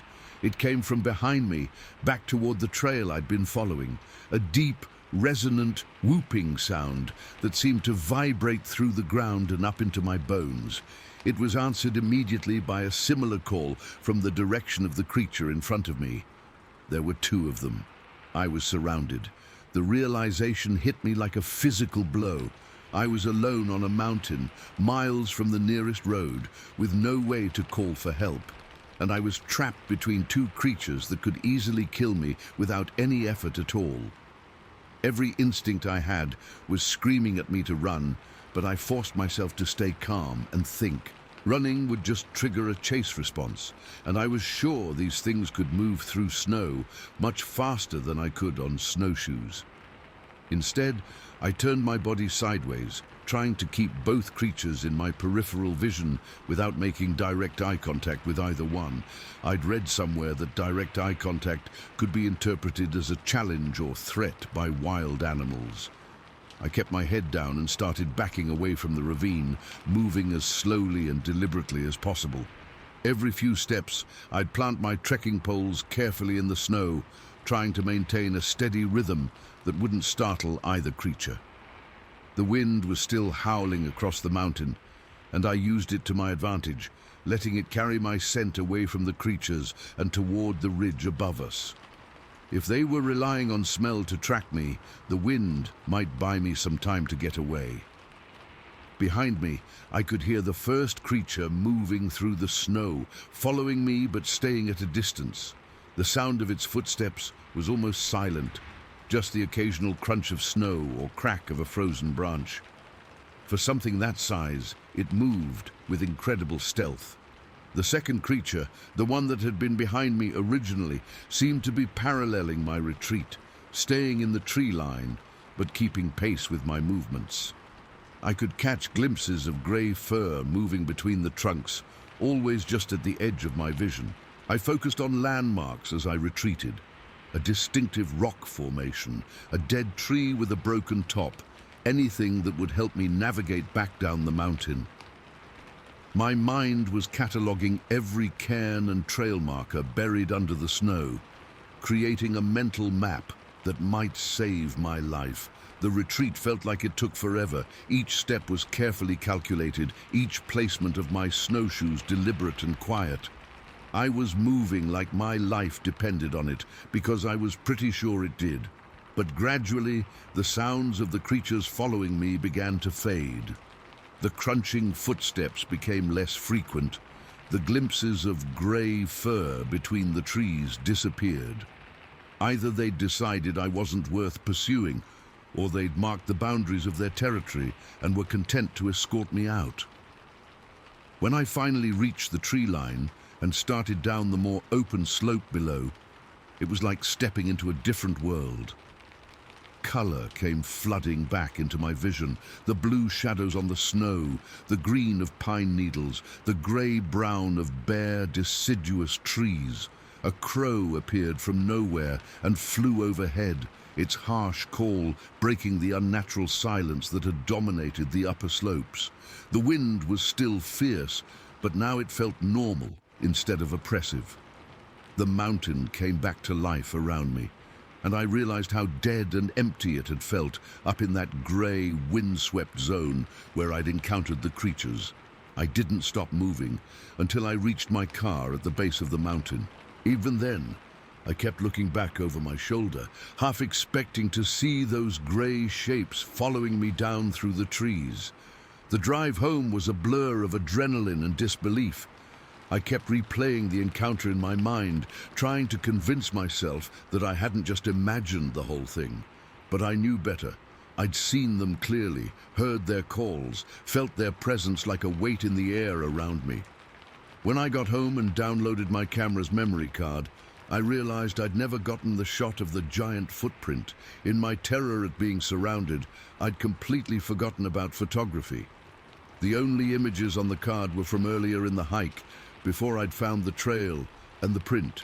But honestly, I'm not sure a photograph would have mattered. What I experienced on Mount Washington that day wasn't about evidence or proof. It was about understanding my place in the natural order, about recognizing that there are things in the wilderness that are older, stronger, and more intelligent than we like to admit. I was an intruder in their territory, and they chose to let me leave instead of eliminating the threat I represented. That decision probably saved my life, and I've never forgotten the lesson it taught me. The mountain belongs to them. The grey, silent spaces above the tree line where the wind drowns out everything else, that's their domain. And they choose when to be seen, when to remain hidden, when to tolerate human presence, and when to discourage it. I never went back to Mount Washington. There are plenty of other mountains to photograph, other places to explore that don't require entering the territory of creatures that could kill me with their bare hands. Sometimes I wonder what would have happened if I'd tried to run, or if I'd made the mistake of looking them directly in the eyes. But I don't wonder for very long, because deep down, I already know the answer. In that white, silent world above the tree line, I was completely at their mercy, and for reasons I'll never understand, they chose to show me mercy instead of treating me like the threat I represented just by being there. That's a debt I can never repay, and a lesson I'll never forget. Story 12. I've hiked the John Muir Trail 4 times now, but I'll never forget the detour I took near Evolution Valley back in August of 2017. What happened to me out there changed how I understand wilderness areas and made me realize that some places aren't meant for human feet, no matter how experienced you think you are. I'd been on the trail for 6 days, making good time from Whitney Portal toward my planned exit at 2 Alumni Meadows.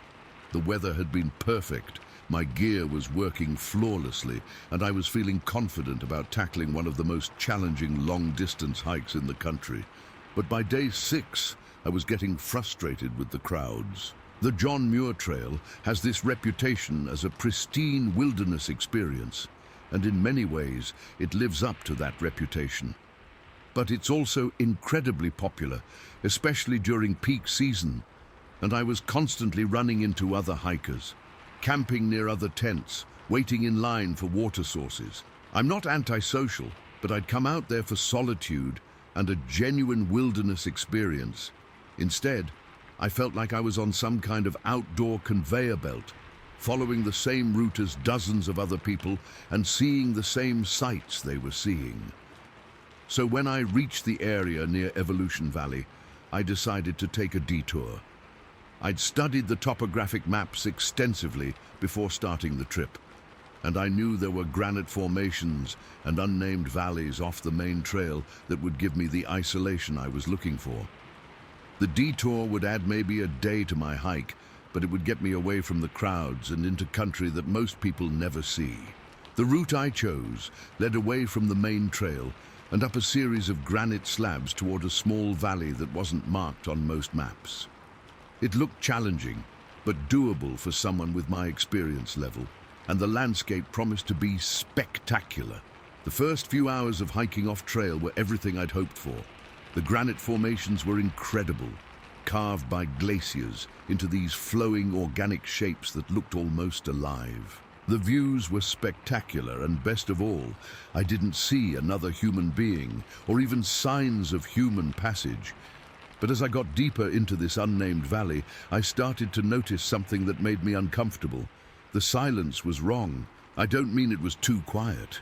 Wilderness areas are supposed to be quiet compared to civilization. But this was different. It felt ancient, oppressive, like the sound itself was being absorbed by something unseen. Normal mountain silence still has life in it. You hear wind through trees, water running over rocks, birds calling in the distance, insects buzzing around. But in this valley, there was nothing. It was like the land itself was holding its breath. The only sound I could hear was this faint whistling that seemed to come and go without any pattern. At first, I thought it was wind moving through rock formations, but there wasn't any wind that day. The air was perfectly still, not even enough breeze to move the pine needles. I'd been hiking for about 4 hours when I decided to set up camp in a small clearing surrounded by massive granite outcroppings. It was still early afternoon, but I was tired from the off-trail navigation and wanted to enjoy the solitude while I had it. I set up my tent on a flat spot between 2 large boulders that would provide some wind protection if the weather changed. The location seemed perfect. Level ground, good drainage, close to a small seep where I could get water. But that weird silence continued to bother me. Even with my tent set up and my gear organized, the valley felt empty in a way that wasn't natural. Like every living thing had evacuated the area for reasons I couldn't understand. I was sitting outside my tent eating dinner when the first stone landed. It was just a small rock, maybe the size of a golf ball, that hit the ground about 10 feet from where I was sitting. My first thought was that it had fallen from one of the granite walls above me, maybe loosened by temperature changes or the freeze-thaw cycle. But then another one landed, and another. Small, thin stones that seemed to come out of nowhere, all landing within a rough circle around my campsite. These weren't falling from above. The trajectory was wrong, and they were landing with too much horizontal velocity. Someone or something was throwing them. I stood up and looked around, trying to figure out where the stones were coming from. The throwing seemed to be coming from the tree line below my camp, maybe 50 yards away where the granite gave way to a dense stand of pine and fir trees. But I couldn't see anything moving down there. Just shadows between the trees and that same oppressive silence that had been bothering me all day. Another stone landed near my feet, and I realized this wasn't random. The stones were being placed deliberately, creating a pattern around my campsite. It was like something was marking boundaries, sending me a message I didn't fully understand, but that made my blood run cold. I needed to get to higher ground where I could see what was happening. There was a granite outcropping maybe 30 feet above my campsite that would give me a clear view of the tree line and the surrounding valley. I left my gear where it was and climbed carefully up the rock face, using handholds and ledges to pull myself up to a position where I could observe. The view from the outcropping was spectacular, but also deeply unsettling. I could see for miles in every direction, granite peaks, dense forests, alpine meadows, but no signs of life anywhere. No birds in the sky, no animals moving through the clearings, nothing. It was like looking at a landscape where everything living had simply vanished. I was scanning the tree line with my binoculars, trying to spot whatever was throwing the stones, when movement caught my eye. At first I thought it was just a shadow shifting between the trees. But as I watched more carefully, I realized that what I'd taken for part of a large pine trunk was actually something else entirely. It was enormous and covered in dark, coarse hair that blended perfectly with the bark of the surrounding trees. As I watched, it stepped away from the trunk where it had been hiding and revealed itself fully. The creature was at least 8 feet tall, with massively broad shoulders and arms that hung down almost to its knees. Its hair was long and shaggy, sweeping over the moss and fallen logs as it moved. But what really got my attention was how it had been standing perfectly motionless against that tree trunk, so still that I'd mistaken it for part of the forest. That level of camouflage and patience suggested intelligence way beyond what you'd expect from any normal animal. I was so focused on watching the creature through my binoculars that I almost missed the rock flying toward my head. The stone hit the granite outcropping maybe 6 inches from where I was lying, sending up a spray of rock chips and dust. It was a much larger stone than the others, probably weighs 3 or 4 pounds, and it had been thrown with incredible accuracy and force. The message was crystal clear: stop watching, get out of here now. But what really terrified me was the precision of the throw. The stone had been aimed not to kill me, but to get my attention. It was close enough to make me understand that I was completely at the mercy of whatever had thrown it, but far enough away to give me a chance to respond appropriately. That level of restraint and calculation was more frightening than raw aggression would have been. I slowly lowered my binoculars and raised my hands in what I hoped was a universal gesture of non-aggression.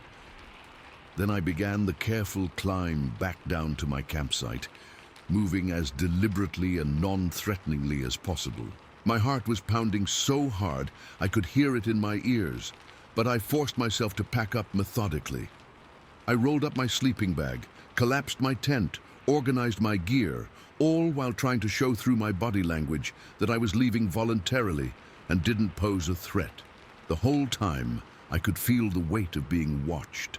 Every movement was being evaluated, every decision analyzed by something that could have killed me without any effort at all. When my pack was ready, I shouldered it and started walking away from the campsite. But instead of heading back toward the main trail immediately, I followed the dry bed of a small creek that led down through the valley.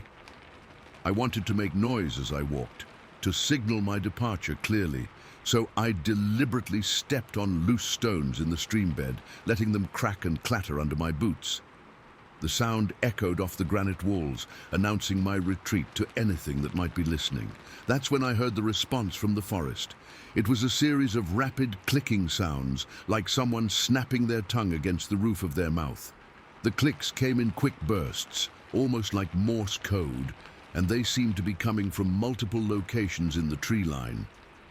As I listened, a high branch in one of the tall pines began swaying back and forth, even though there wasn't any wind. It moved rhythmically for maybe 30 seconds, then stopped abruptly. The branch was too high and too thick to be moved by any normal animal, but something had made it sway deliberately. I kept walking down the stream bed, my boots crunching on the loose granite gravel, until I was well clear of the valley. Only then did I allow myself to look back over my shoulder. The valley looked completely normal and peaceful, like nothing unusual had ever happened there. But I knew better. I'd been evaluated and found acceptable, barely, by something that had every right to consider me an intruder in its territory. I didn't stop moving until I found a large granite slab about 2 miles down the valley, a natural shelter that would protect me from above while still giving me clear sightlines in all directions. I spent the night curled up under that slab, unable to relax enough to sleep properly. My mouth was so dry from fear and adrenaline that I could barely swallow water, but I forced myself to stay hydrated. Every sound made me jump. Every shift in the wind made me think something was approaching.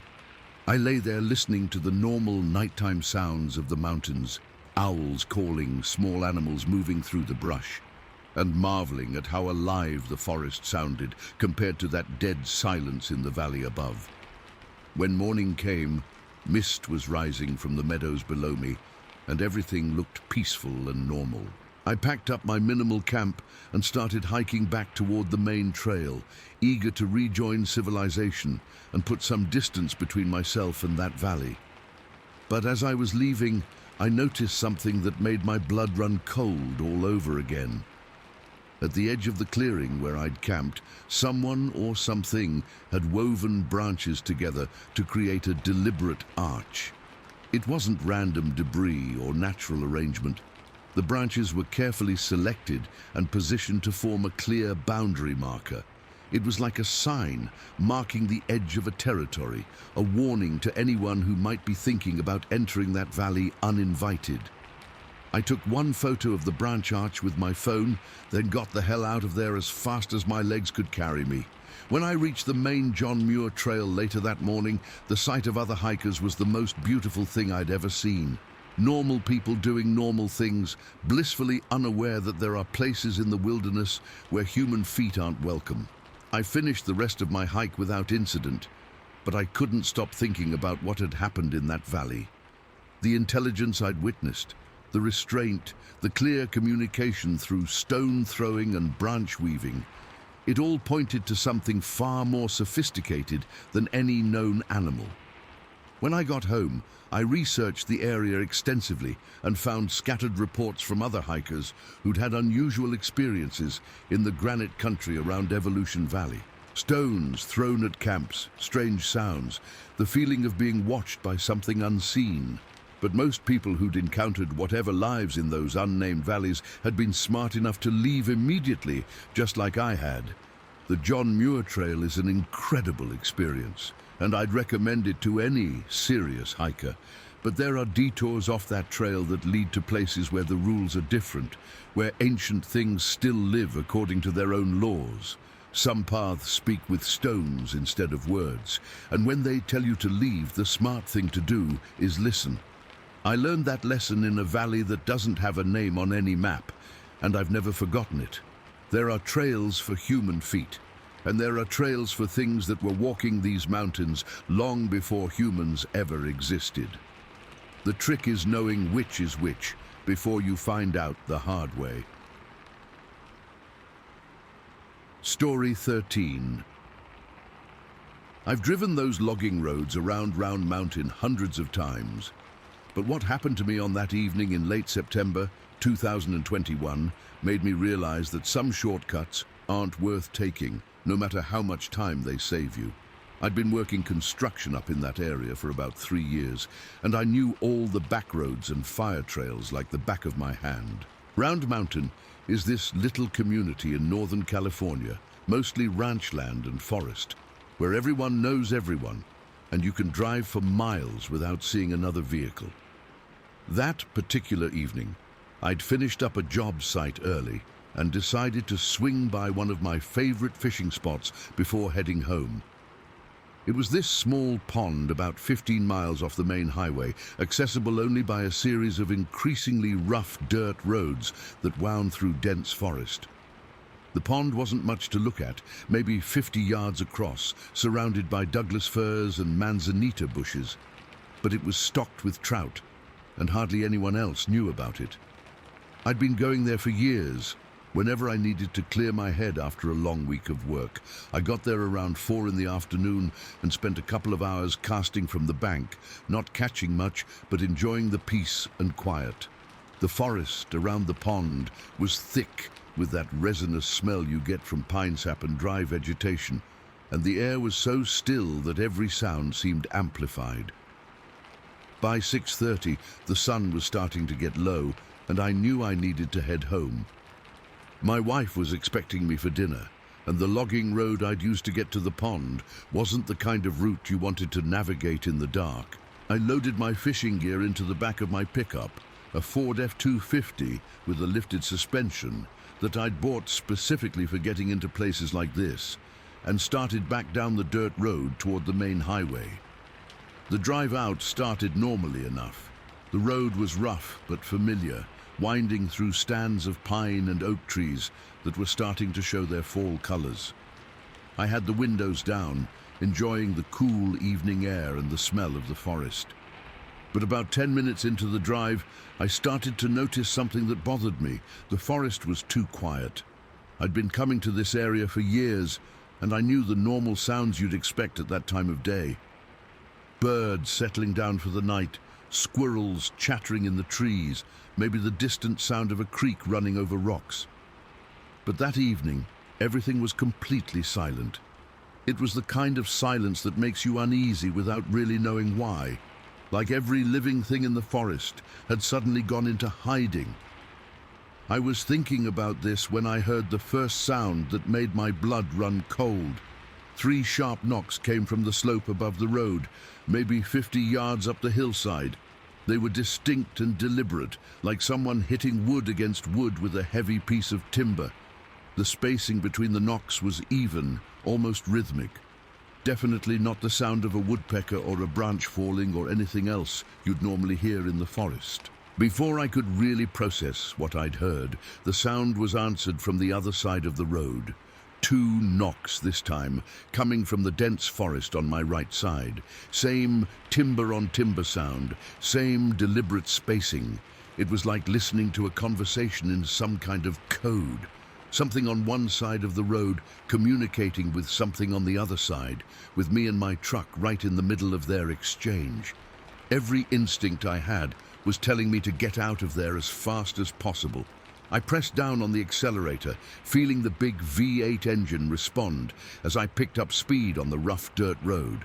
The truck bounced and jolted over the ruts and rocks, but I didn't care about the suspension anymore.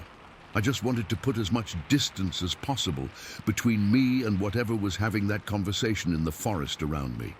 That's when I hit the first sharp curve and my worst fears were realized.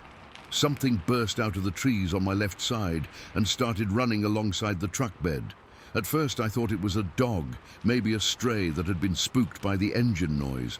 But as I caught glimpses of it in my peripheral vision, I realized this wasn't any kind of domestic animal. The thing was running on all fours, but it was moving way too fast for any dog I'd ever seen. Its shoulders were pumping up and down like pistons, driving it forward with incredible power and speed. Even though I was doing probably 30 miles per hour on that rough road, the creature was keeping pace without any apparent effort. But what really terrified me was the size of it. This wasn't some medium-sized dog, or even a large breed like a German Shepherd. This thing was massive, easily the size of a small horse, but built completely differently. I tried to get a better look by glancing to my left, but the creature was staying just at the edge of my vision, running parallel to the truck bed, maybe 10 feet away from the road. Every time I turned my head to look directly at it, it seemed to shift position, staying in my peripheral vision where I couldn't get a clear view. The road ahead was getting narrower and more twisted as it wound down the hillside. Branches started whipping against the windshield and scraping along the sides of the truck. I had to slow down to navigate the tight turns, and I could hear the creature getting closer. That's when it made contact with my truck. There was a sharp, metallic bang as something hit the passenger side of the truck bed. The whole vehicle shuddered with the impact, and I felt the steering wheel jerk in my hands as the truck was pushed slightly sideways. I looked in my side mirror and saw that the metal side panel of the truck bed was dented inward, like someone had taken a sledgehammer to it. But I knew it wasn't a sledgehammer. It was whatever was running alongside me, and it had just announced that it could reach my truck any time it wanted to. My speedometer needle was jumping all over the place as I downshifted and tried to maintain control on the increasingly rough road. The engine was roaring, branches were scraping against the windows, and somewhere behind me I could hear the creature keeping pace despite the terrain. Then I saw something in my rearview mirror that made my heart stop. The creature had reared up on its hind legs and was running upright, loping along behind the truck like some kind of bipedal nightmare. It was using the bushes and low trees along the roadside like stepping stones, jumping from one to another to keep up with my speed. The transition from four-legged running to bipedal movement was so fluid and natural that it was like watching something change gears. 1 second it was running like a massive dog. The next it was moving like a person, but a person that was 8 feet tall and built like a linebacker. I could see its silhouette clearly in the mirror now, backlit by the fading daylight. The body was covered in dark, shaggy hair, and the arms were incredibly long, swinging as it ran to help maintain balance. But it was the intelligence in its movement that really scared me. The way it chose its footing, the way it adjusted its stride to match the terrain. This wasn't some animal acting on instinct. This was something smart, something that was actively hunting me. I floored the accelerator again, not caring about the damage I might be doing to the truck or the risk of losing control on the narrow road. All that mattered was getting away from whatever was following me. The logging road made one final sharp turn before connecting to a wider fire road that would eventually lead me back to the highway. As I took that turn, tires sliding in the loose dirt, I caught one last glimpse of the creature in my mirror. It had stopped at the edge of the turn and was standing perfectly still, watching me drive away. Even at that distance, I could feel the weight of its attention, like it was memorizing my truck, my license plate, maybe even my face.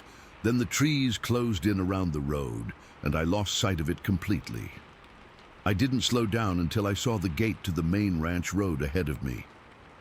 It was one of those metal cattle gates that ranchers use to control access to their property, and seeing it felt like glimpsing salvation.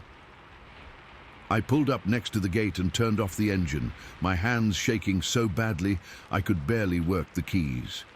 The sudden silence after the roar of the engine and the scraping of branches was almost deafening. I sat there for maybe 5 minutes, listening to the tick-tick-tick of the cooling engine and trying to get my heartbeat back to normal. The familiar sounds of evening in the forest were starting to return. A few birds calling, insects buzzing, the distant lowing of cattle somewhere on the ranch. But just as I was starting to feel safe again, I heard one final sound from the forest behind me. It was a single knock, long and resonant, like someone hitting a hollow tree with a massive piece of wood. The sound echoed off the hills and seemed to go on forever before finally fading into silence. Then nothing. Complete and absolute silence, like the forest was holding its breath. I started the truck and got the hell out of there, driving back to town on the main highway with my hands gripping the steering wheel so tightly that my knuckles were white. Every time a car passed me going the other direction, I felt a wave of relief at seeing other human beings, other signs of normal civilization. When I got home, I told my wife I'd had some truck trouble and needed to wash the mud off before dinner. I spent 20 minutes in the driveway with the hose, trying to clean off the dirt and scratches from the logging road. But there was one mark I couldn't wash off. On the dusty surface of the truck bed's tailgate, there was a clear handprint pressed into the dirt and grime. It was huge, easily twice the size of my own hand, with long, thin fingers that looked disturbingly human-like. But the proportions were all wrong. The fingers were too long, the palm too narrow, the thumb positioned at an angle that no human hand could achieve. And the depth of the impression suggested incredible strength. Whatever had made that print had pressed down hard enough to leave a clear image in the metal dust. I stared at that handprint for a long time, trying to convince myself there was some rational explanation. Maybe I'd brushed against a tree branch that had left a weird mark. Maybe some ranch worker had touched my truck while I was fishing, and the dirt had settled in an unusual pattern. But I knew better. That handprint was evidence of something that shouldn't exist. Something that had chased me down a mountain road and marked my truck before letting me escape. The next morning, I took photos of the handprint with my phone before I washed the truck. I still have those photos, and every time I look at them, I remember the feeling of being hunted by something that was faster, stronger, and smarter than anything that should be living in those forests. I never went back to that fishing pond. Hell, I stopped driving the back roads around Round Mountain altogether, sticking to the main highways even when it added an hour to my commute. The shortcuts weren't worth the risk of another encounter. But sometimes, when I'm driving home from work and I see those dark forests stretching up into the hills, I remember that evening when something used knocking sounds to coordinate an ambush on a logging road. When something chased my truck at 30 miles per hour without breaking a sweat, then marked my tailgate with a handprint that couldn't belong to any known animal. The forests around Round Mountain look peaceful and empty to most people. Rolling hills covered in pine and oak, perfect for hiking and camping and all the outdoor activities that bring tourists to Northern California. But I know better. I know that some of those forests are occupied by things that don't want us there, things that are smart enough to communicate with each other and coordinate their movements, things that can run on 4 legs when they need speed and switch to 2 legs when they need agility. And I know that the shortcuts through their territory only serve one purpose: to close the distance between comfort and panic, between the safety of the known world and the terror of realizing you're not alone out there. That handprint on my tailgate was a message, and I got it loud and clear. Some roads are meant for human traffic, and some aren't. The trick is learning to tell the difference before you find out the hard way which is which. Story 14. I've been backpacking for over 15 years, and I thought I'd experienced every type of wilderness encounter you could imagine. Bears, mountain lions, rattlesnakes, severe weather. I dealt with it all and always felt confident in my ability to handle whatever nature threw at me. But what happened to me on the northern section of the Pacific Crest Trail in July of 2019 shattered that confidence and made me realize that there are things out there that no amount of experience can prepare you for. I was about 3 weeks into a month-long solo hike, covering the section from Crater Lake down to the Sierra Nevada. It had been an incredible trip so far: perfect weather, stunning scenery, and the kind of solitude you can only find in the deep wilderness. I was feeling strong, my gear was working flawlessly, and I was ahead of schedule. That particular day had been one of the most beautiful of the entire trip. I'd hiked through sections of old-growth forest that felt like walking through a cathedral, crossed crystal-clear streams, and enjoyed views that belonged on postcards. By late afternoon, I was feeling that deep satisfaction you get when everything is going exactly right.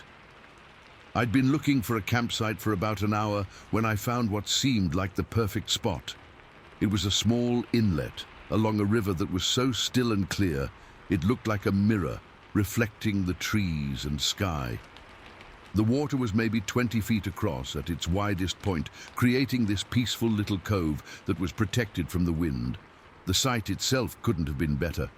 Level ground for my tent, a natural fire ring made of granite stones, and a sandy beach that sloped gently into the water. Best of all, it was about 50 yards off the main trail, which meant I'd have complete privacy for the night. I set up my tent facing the water, figuring I'd be able to enjoy the view of the river first thing in the morning. My camp stove went on a flat rock near the tent entrance, my bear canister was positioned the required distance away, and I had a small pile of dry wood ready for a campfire once the sun went down. Everything was organized and perfect by 6 o'clock, giving me plenty of time to relax and enjoy the evening. I made myself dinner, filtered water from the river, and sat on a fallen log, watching the light change as the sun got lower in the sky. The peace and tranquility of that spot was incredible. The river made almost no sound as it moved past, just the faintest whisper of water over stone. Birds were calling from the forest on the opposite shore, and I could hear the distant sound of wind moving through the treetops. I remember thinking that this was exactly why I loved solo backpacking. Moments like this, when you're completely alone with nature, no distractions, no schedules, just you and the wilderness. But as the sun started to set and dusk began to settle over the river, something changed. The first thing I noticed was the smell. It started faintly, just an odd odor that I couldn't quite identify, mixed in with the normal scents of the forest. But as the light faded, it got stronger and more distinct. It was sour and sharp, like ammonia, but with an underlying smell of wet animal that made my stomach turn. I looked around, trying to figure out where the smell was coming from. Maybe there was a dead animal nearby, or some kind of sulfur spring I hadn't noticed. But the odor seemed to be everywhere at once, hanging in the still evening air like an invisible cloud. Then my camera started acting up. I'd been taking photos throughout the day with my digital SLR, and the battery indicator had shown full charge all afternoon. But when I tried to take a picture of the river at sunset, the camera just died, completely shut off, like the battery had suddenly drained. I checked the battery indicator, still showing full charge. I turned the camera back on and it worked fine until I pointed it toward the opposite shore. Then it would shut off again, every single time. But here's the weird part. If I pointed the camera up toward the stars that were just starting to appear, it worked perfectly. I could take pictures of the sky, the trees above me, my own campsite, anything except the area across the river. I tried everything I could think of, changed the battery, adjusted the settings, cleaned the contacts. Nothing worked. The camera would function normally until I aimed it across the water, then it would shut down immediately. By this point, the smell had gotten so strong, it was making my eyes water. It was like being downwind from a zoo on a hot day, but worse, sharper and more acrid, with that underlying ammonia scent that seemed to burn the inside of my nose. I decided to get inside my tent and wait for whatever was causing the smell to move on. Maybe there was a skunk or some other animal nearby that would leave once it got fully dark. I was organizing my gear inside the tent when I heard the first sound that made my blood run cold. It was breathing, heavy, wet breathing coming from somewhere just outside my tent. But it wasn't the quick panting of a dog or the steady rhythm of a large animal like a bear. This was slow and deliberate, with long pauses between each breath. And it was loud, loud enough that I could hear it clearly through the tent fabric. Each exhale seemed to last forever, this long, wet sound like air being forced through something damp. Then a pause that went on so long I'd start to think it was over, before the next breath began. I lay there in my sleeping bag, afraid to move, listening to this thing breathing maybe 5 feet away from me. The tent wall was so thin, I felt like whatever was out there could reach right through it if it wanted to. That's when I felt the footstep. The ground underneath my tent depressed slightly, like something incredibly heavy had just taken a step right next to the tent wall. But what really terrified me was what I saw inside the tent. The pressure of that footstep had pushed up against the tent floor, and for a moment, the silhouette of my camp stove was clearly visible, pressed into the fabric of the tent wall like a shadow puppet. Whatever was outside was so close and so heavy that it was deforming the tent around it. I could see the outline of the stove burner, the fuel canister, even the small pot I'd left sitting on top. All of it pressed into the tent wall in perfect detail, like a photograph made of fabric and shadow. The breathing continued, but now I could tell it was coming from directly above where that footstep had been. Whatever was out there had stopped right next to my tent and was standing there, breathing those slow, wet breaths while it decided what to do about me. I'd never been so terrified in my life. I was trapped inside a thin piece of nylon with something huge and unknown standing inches away from me. Every muscle in my body was tense, ready to run, but there was nowhere to go. That's when I remembered the fire. I had a small campfire burning outside, just some coals left from earlier in the evening. If I could get to those coals, maybe I could use them to create some light, maybe scare off whatever was lurking around my campsite. Moving as quietly as possible, I unzipped the tent entrance just far enough to reach outside. I could feel the presence of whatever was out there, like a weight in the air, but I couldn't see anything in the darkness. There was a flat stone next to my fire ring, where I'd been keeping extra firewood. I felt around until I found it, then used a stick to scrape some of the hot coals onto its surface. The coals glowed bright red in the darkness, casting a small circle of orange light around my tent. The moment the light appeared, I heard something that made every hair on my body stand up.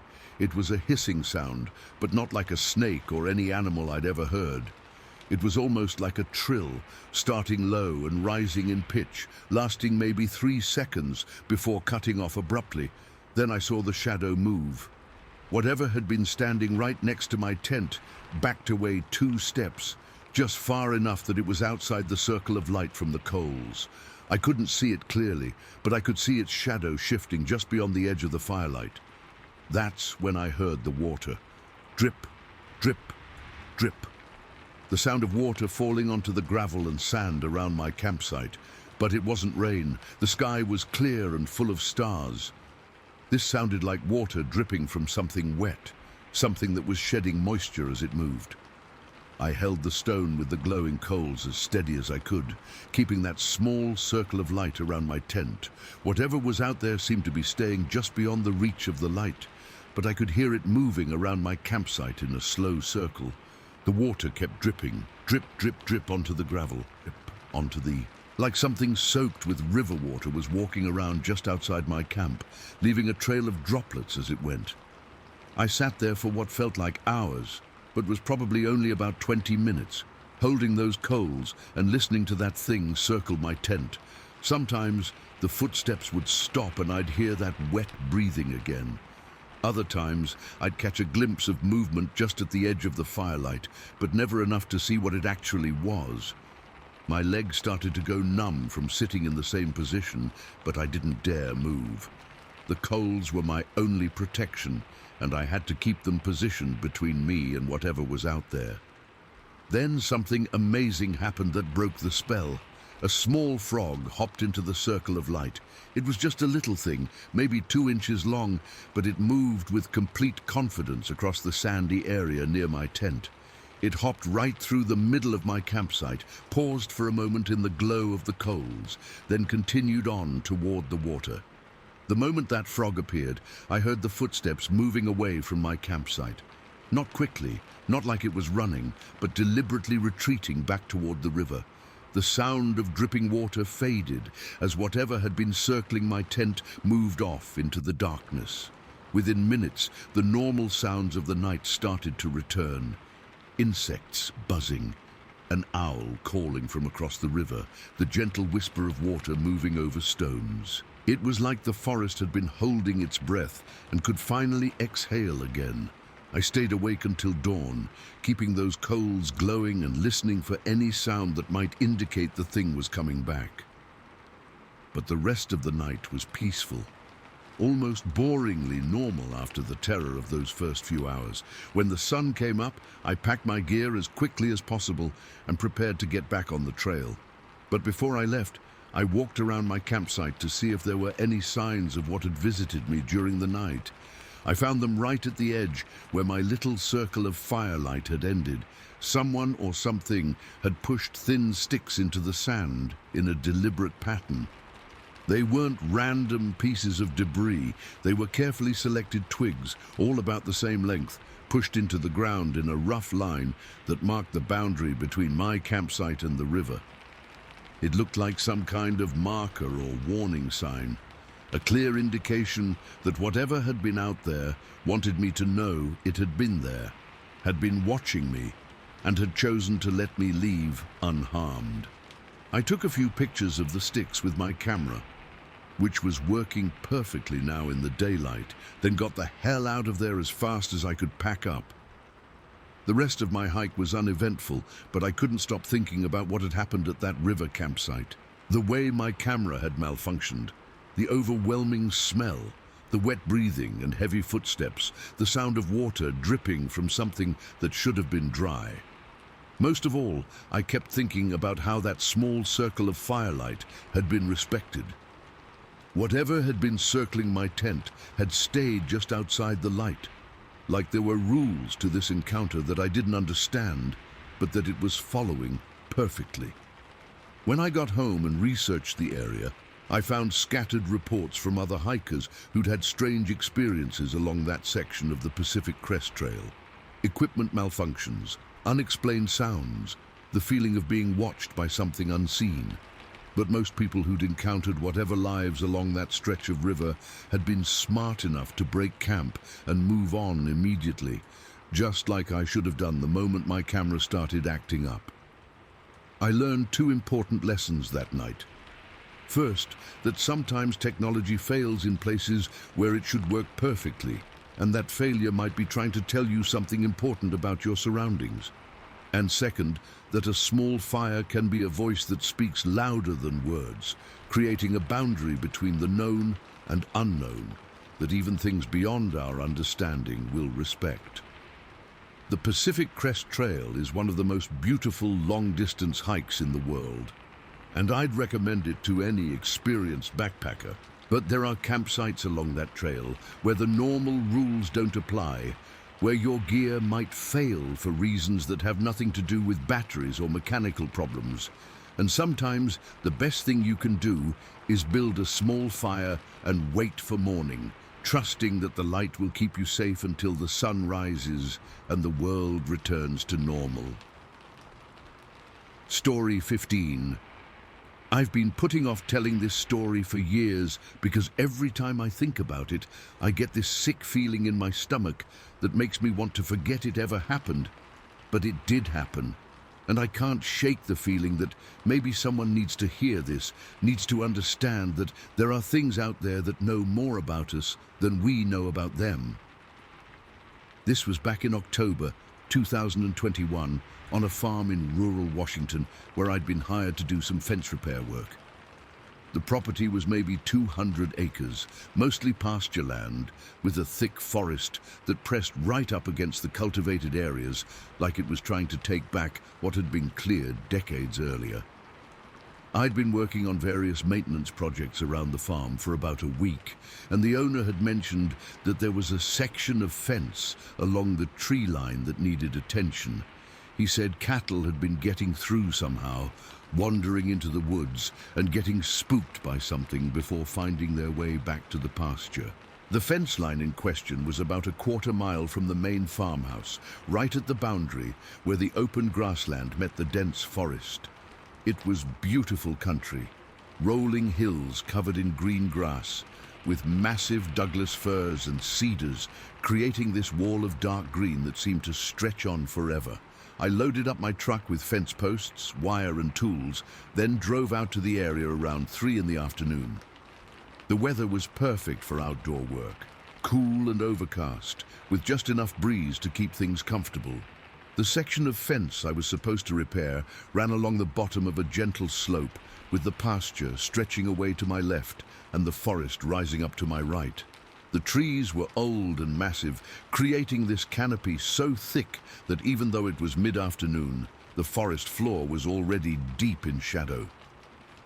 I parked the truck and started walking along the fence line, looking for the damaged section the owner had described. The fence was in decent shape overall, standard barbed wire strung between wooden posts, nothing fancy but functional for keeping cattle contained. But as I walked along examining the wire, I started to notice something that bothered me. The electric hum of insects in the air was incredibly loud, louder than I'd ever heard before, like there were thousands of them buzzing in the trees just out of sight. The sound was so constant and overwhelming that it almost felt like static electricity in the air. I was maybe 100 yards down the fence line when I heard something that made me stop dead in my tracks. Someone whistled at me.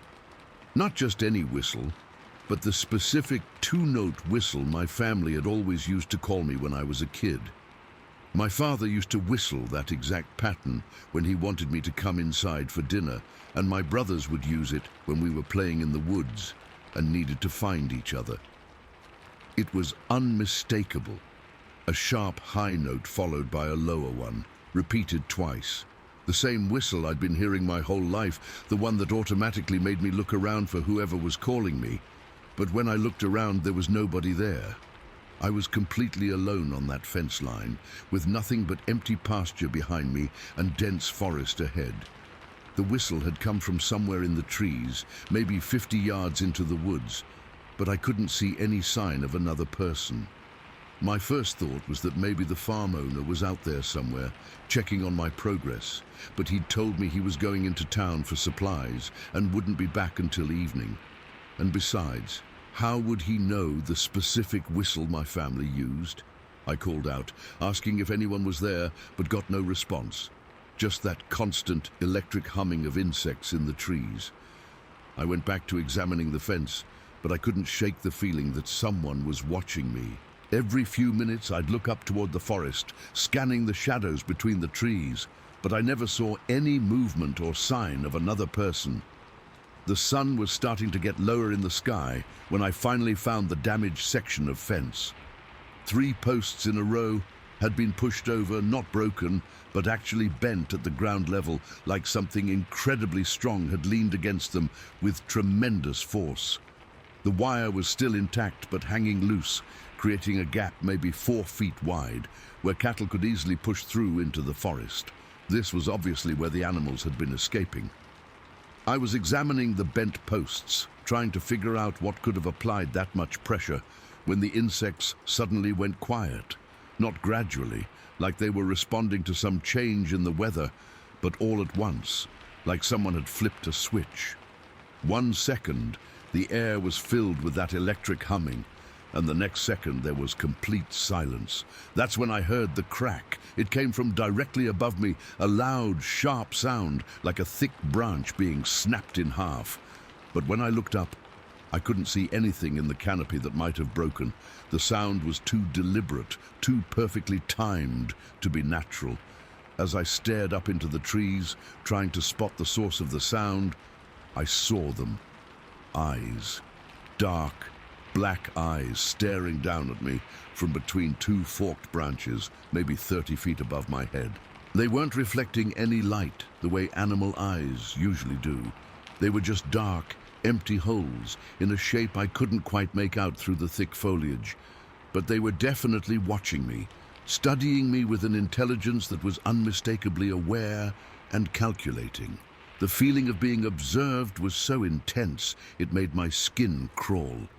It wasn't just that something was looking at me, it felt like it was looking into me, seeing everything about who I was and what I was doing there. I stood there for what felt like forever, staring up at those dark eyes, when I felt the tree I was standing next to start to vibrate. Not shaking from wind or from something climbing on it, but vibrating like a massive tuning fork. The vibration traveled up through the trunk and into the branches, and I could feel it through the ground under my feet. That's when pure terror hit me.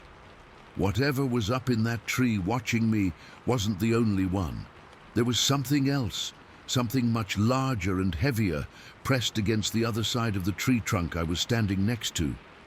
Something that was making the entire tree shake just by being there. I'd been leaning against that trunk with my hand while I examined the fence posts, and now I could feel the wood vibrating under my palm, like there was an engine running inside it. But I knew it wasn't mechanical vibration. It was something alive, something breathing, something with a heartbeat strong enough to shake a tree that was probably 3 feet in diameter. I remembered the old advice I'd heard about encounters with dangerous wildlife. Don't run unless you're absolutely sure you can escape. Don't make direct eye contact. Show that you're not a threat, but don't show weakness either. I forced myself to back away from the tree slowly, moving diagonally toward where I knew there was a shallow creek that ran through the pasture. I kept my hands visible and open, holding my tools, where whatever was watching me could see that I wasn't reaching for a weapon. Every couple of steps, I spoke out loud in a calm, quiet voice, explaining that I was leaving, that I didn't want any trouble, that I was just going to go back to my truck and drive away. The vibration in the tree stopped as soon as I started moving away, but I could still feel those dark eyes tracking my movement from above. When I reached the creek, I stepped right into the shallow water and started walking downstream. The water was only ankle deep, but I could hear it splashing around my boots with each step. I remembered reading somewhere that walking through water could help wash away your scent and muffle the sound of your footsteps. I was maybe 50 yards from the tree line, walking through the creek with water splashing around my boots, when the forest responded to my retreat. It started with a series of quick clicking sounds, like someone rapidly snapping their tongue against the roof of their mouth. The clicks came from multiple directions, like different voices having a conversation in a language I couldn't understand. Then I heard 2 distinct knocks, spaced about 3 seconds apart, coming from deep in the woods. They sounded like wood hitting wood, but with a resonance that carried across the entire valley. The message was clear. Message received. Retreat acknowledged. Conversation over. I kept walking downstream until I reached the open field where my truck was parked. Only then did I allow myself to look back toward the tree line. The forest looked completely normal and peaceful. Birds were starting to call from the branches, and gradually the electric humming of insects began to return. It was like someone had turned the volume back up on the natural world. But I knew what I'd experienced wasn't natural. The way those eyes had watched me, the intelligence behind the clicking sounds and the perfectly timed knocks, the coordination between whatever had been in the tree above me and whatever had been behind the trunk, it all pointed to something far more sophisticated than any known wildlife. I loaded my tools into the truck and drove back to the farmhouse, my hands still shaking on the steering wheel. When the farm owner returned from town that evening, I told him I'd found the damaged fence section and would come back the next day to complete the repairs. But when I went back the following morning, I discovered something that made my blood run cold. The fence was fine, completely intact. The 3 posts that had been bent over the day before were standing straight and solid.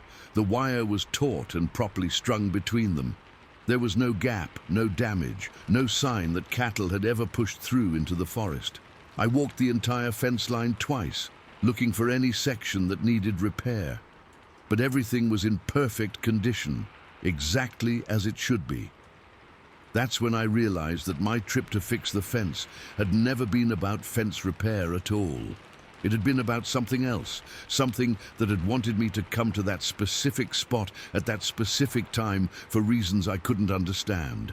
The whistle that had called me by my family nickname, the eyes watching me from the trees, the coordinated response to my retreat. It had all been deliberate, planned, like I was being tested or evaluated by something that knew more about me than it should have. I finished out the week doing other maintenance work around the farm, but I never went back to that fence line. Every time I drove past it, I could see the dark wall of forest rising up beyond the pasture, and I'd remember those black eyes staring down at me with intelligence that belonged to something that shouldn't exist. When I left that job and moved on to other work, I didn't tell the farm owner what had really happened out there. How do you explain that the forest had called you by name, had watched you with eyes that shouldn't exist, had made trees vibrate just by touching them? But I learned something important that day about the boundary between the civilized world and the wilderness. There are things living in those deep forests that are older and smarter than we want to admit. Things that know our voices, our names, our habits, things that can mimic the sounds of our families and use them to draw us into situations we don't understand. The fence was never broken. The repair work was just an excuse, a way to get me alone at the edge of their territory so they could take a closer look at me, evaluate whether I was a threat or just another human who could be allowed to leave unharmed. I was measured and found acceptable that day, sent away with a clear message that the conversation was over, but I'll never forget the feeling of being known by something unknowable, of hearing my own family's whistle coming from a throat that had never belonged to anyone in my family. The forest talks, all right, and sometimes it talks with your own voice.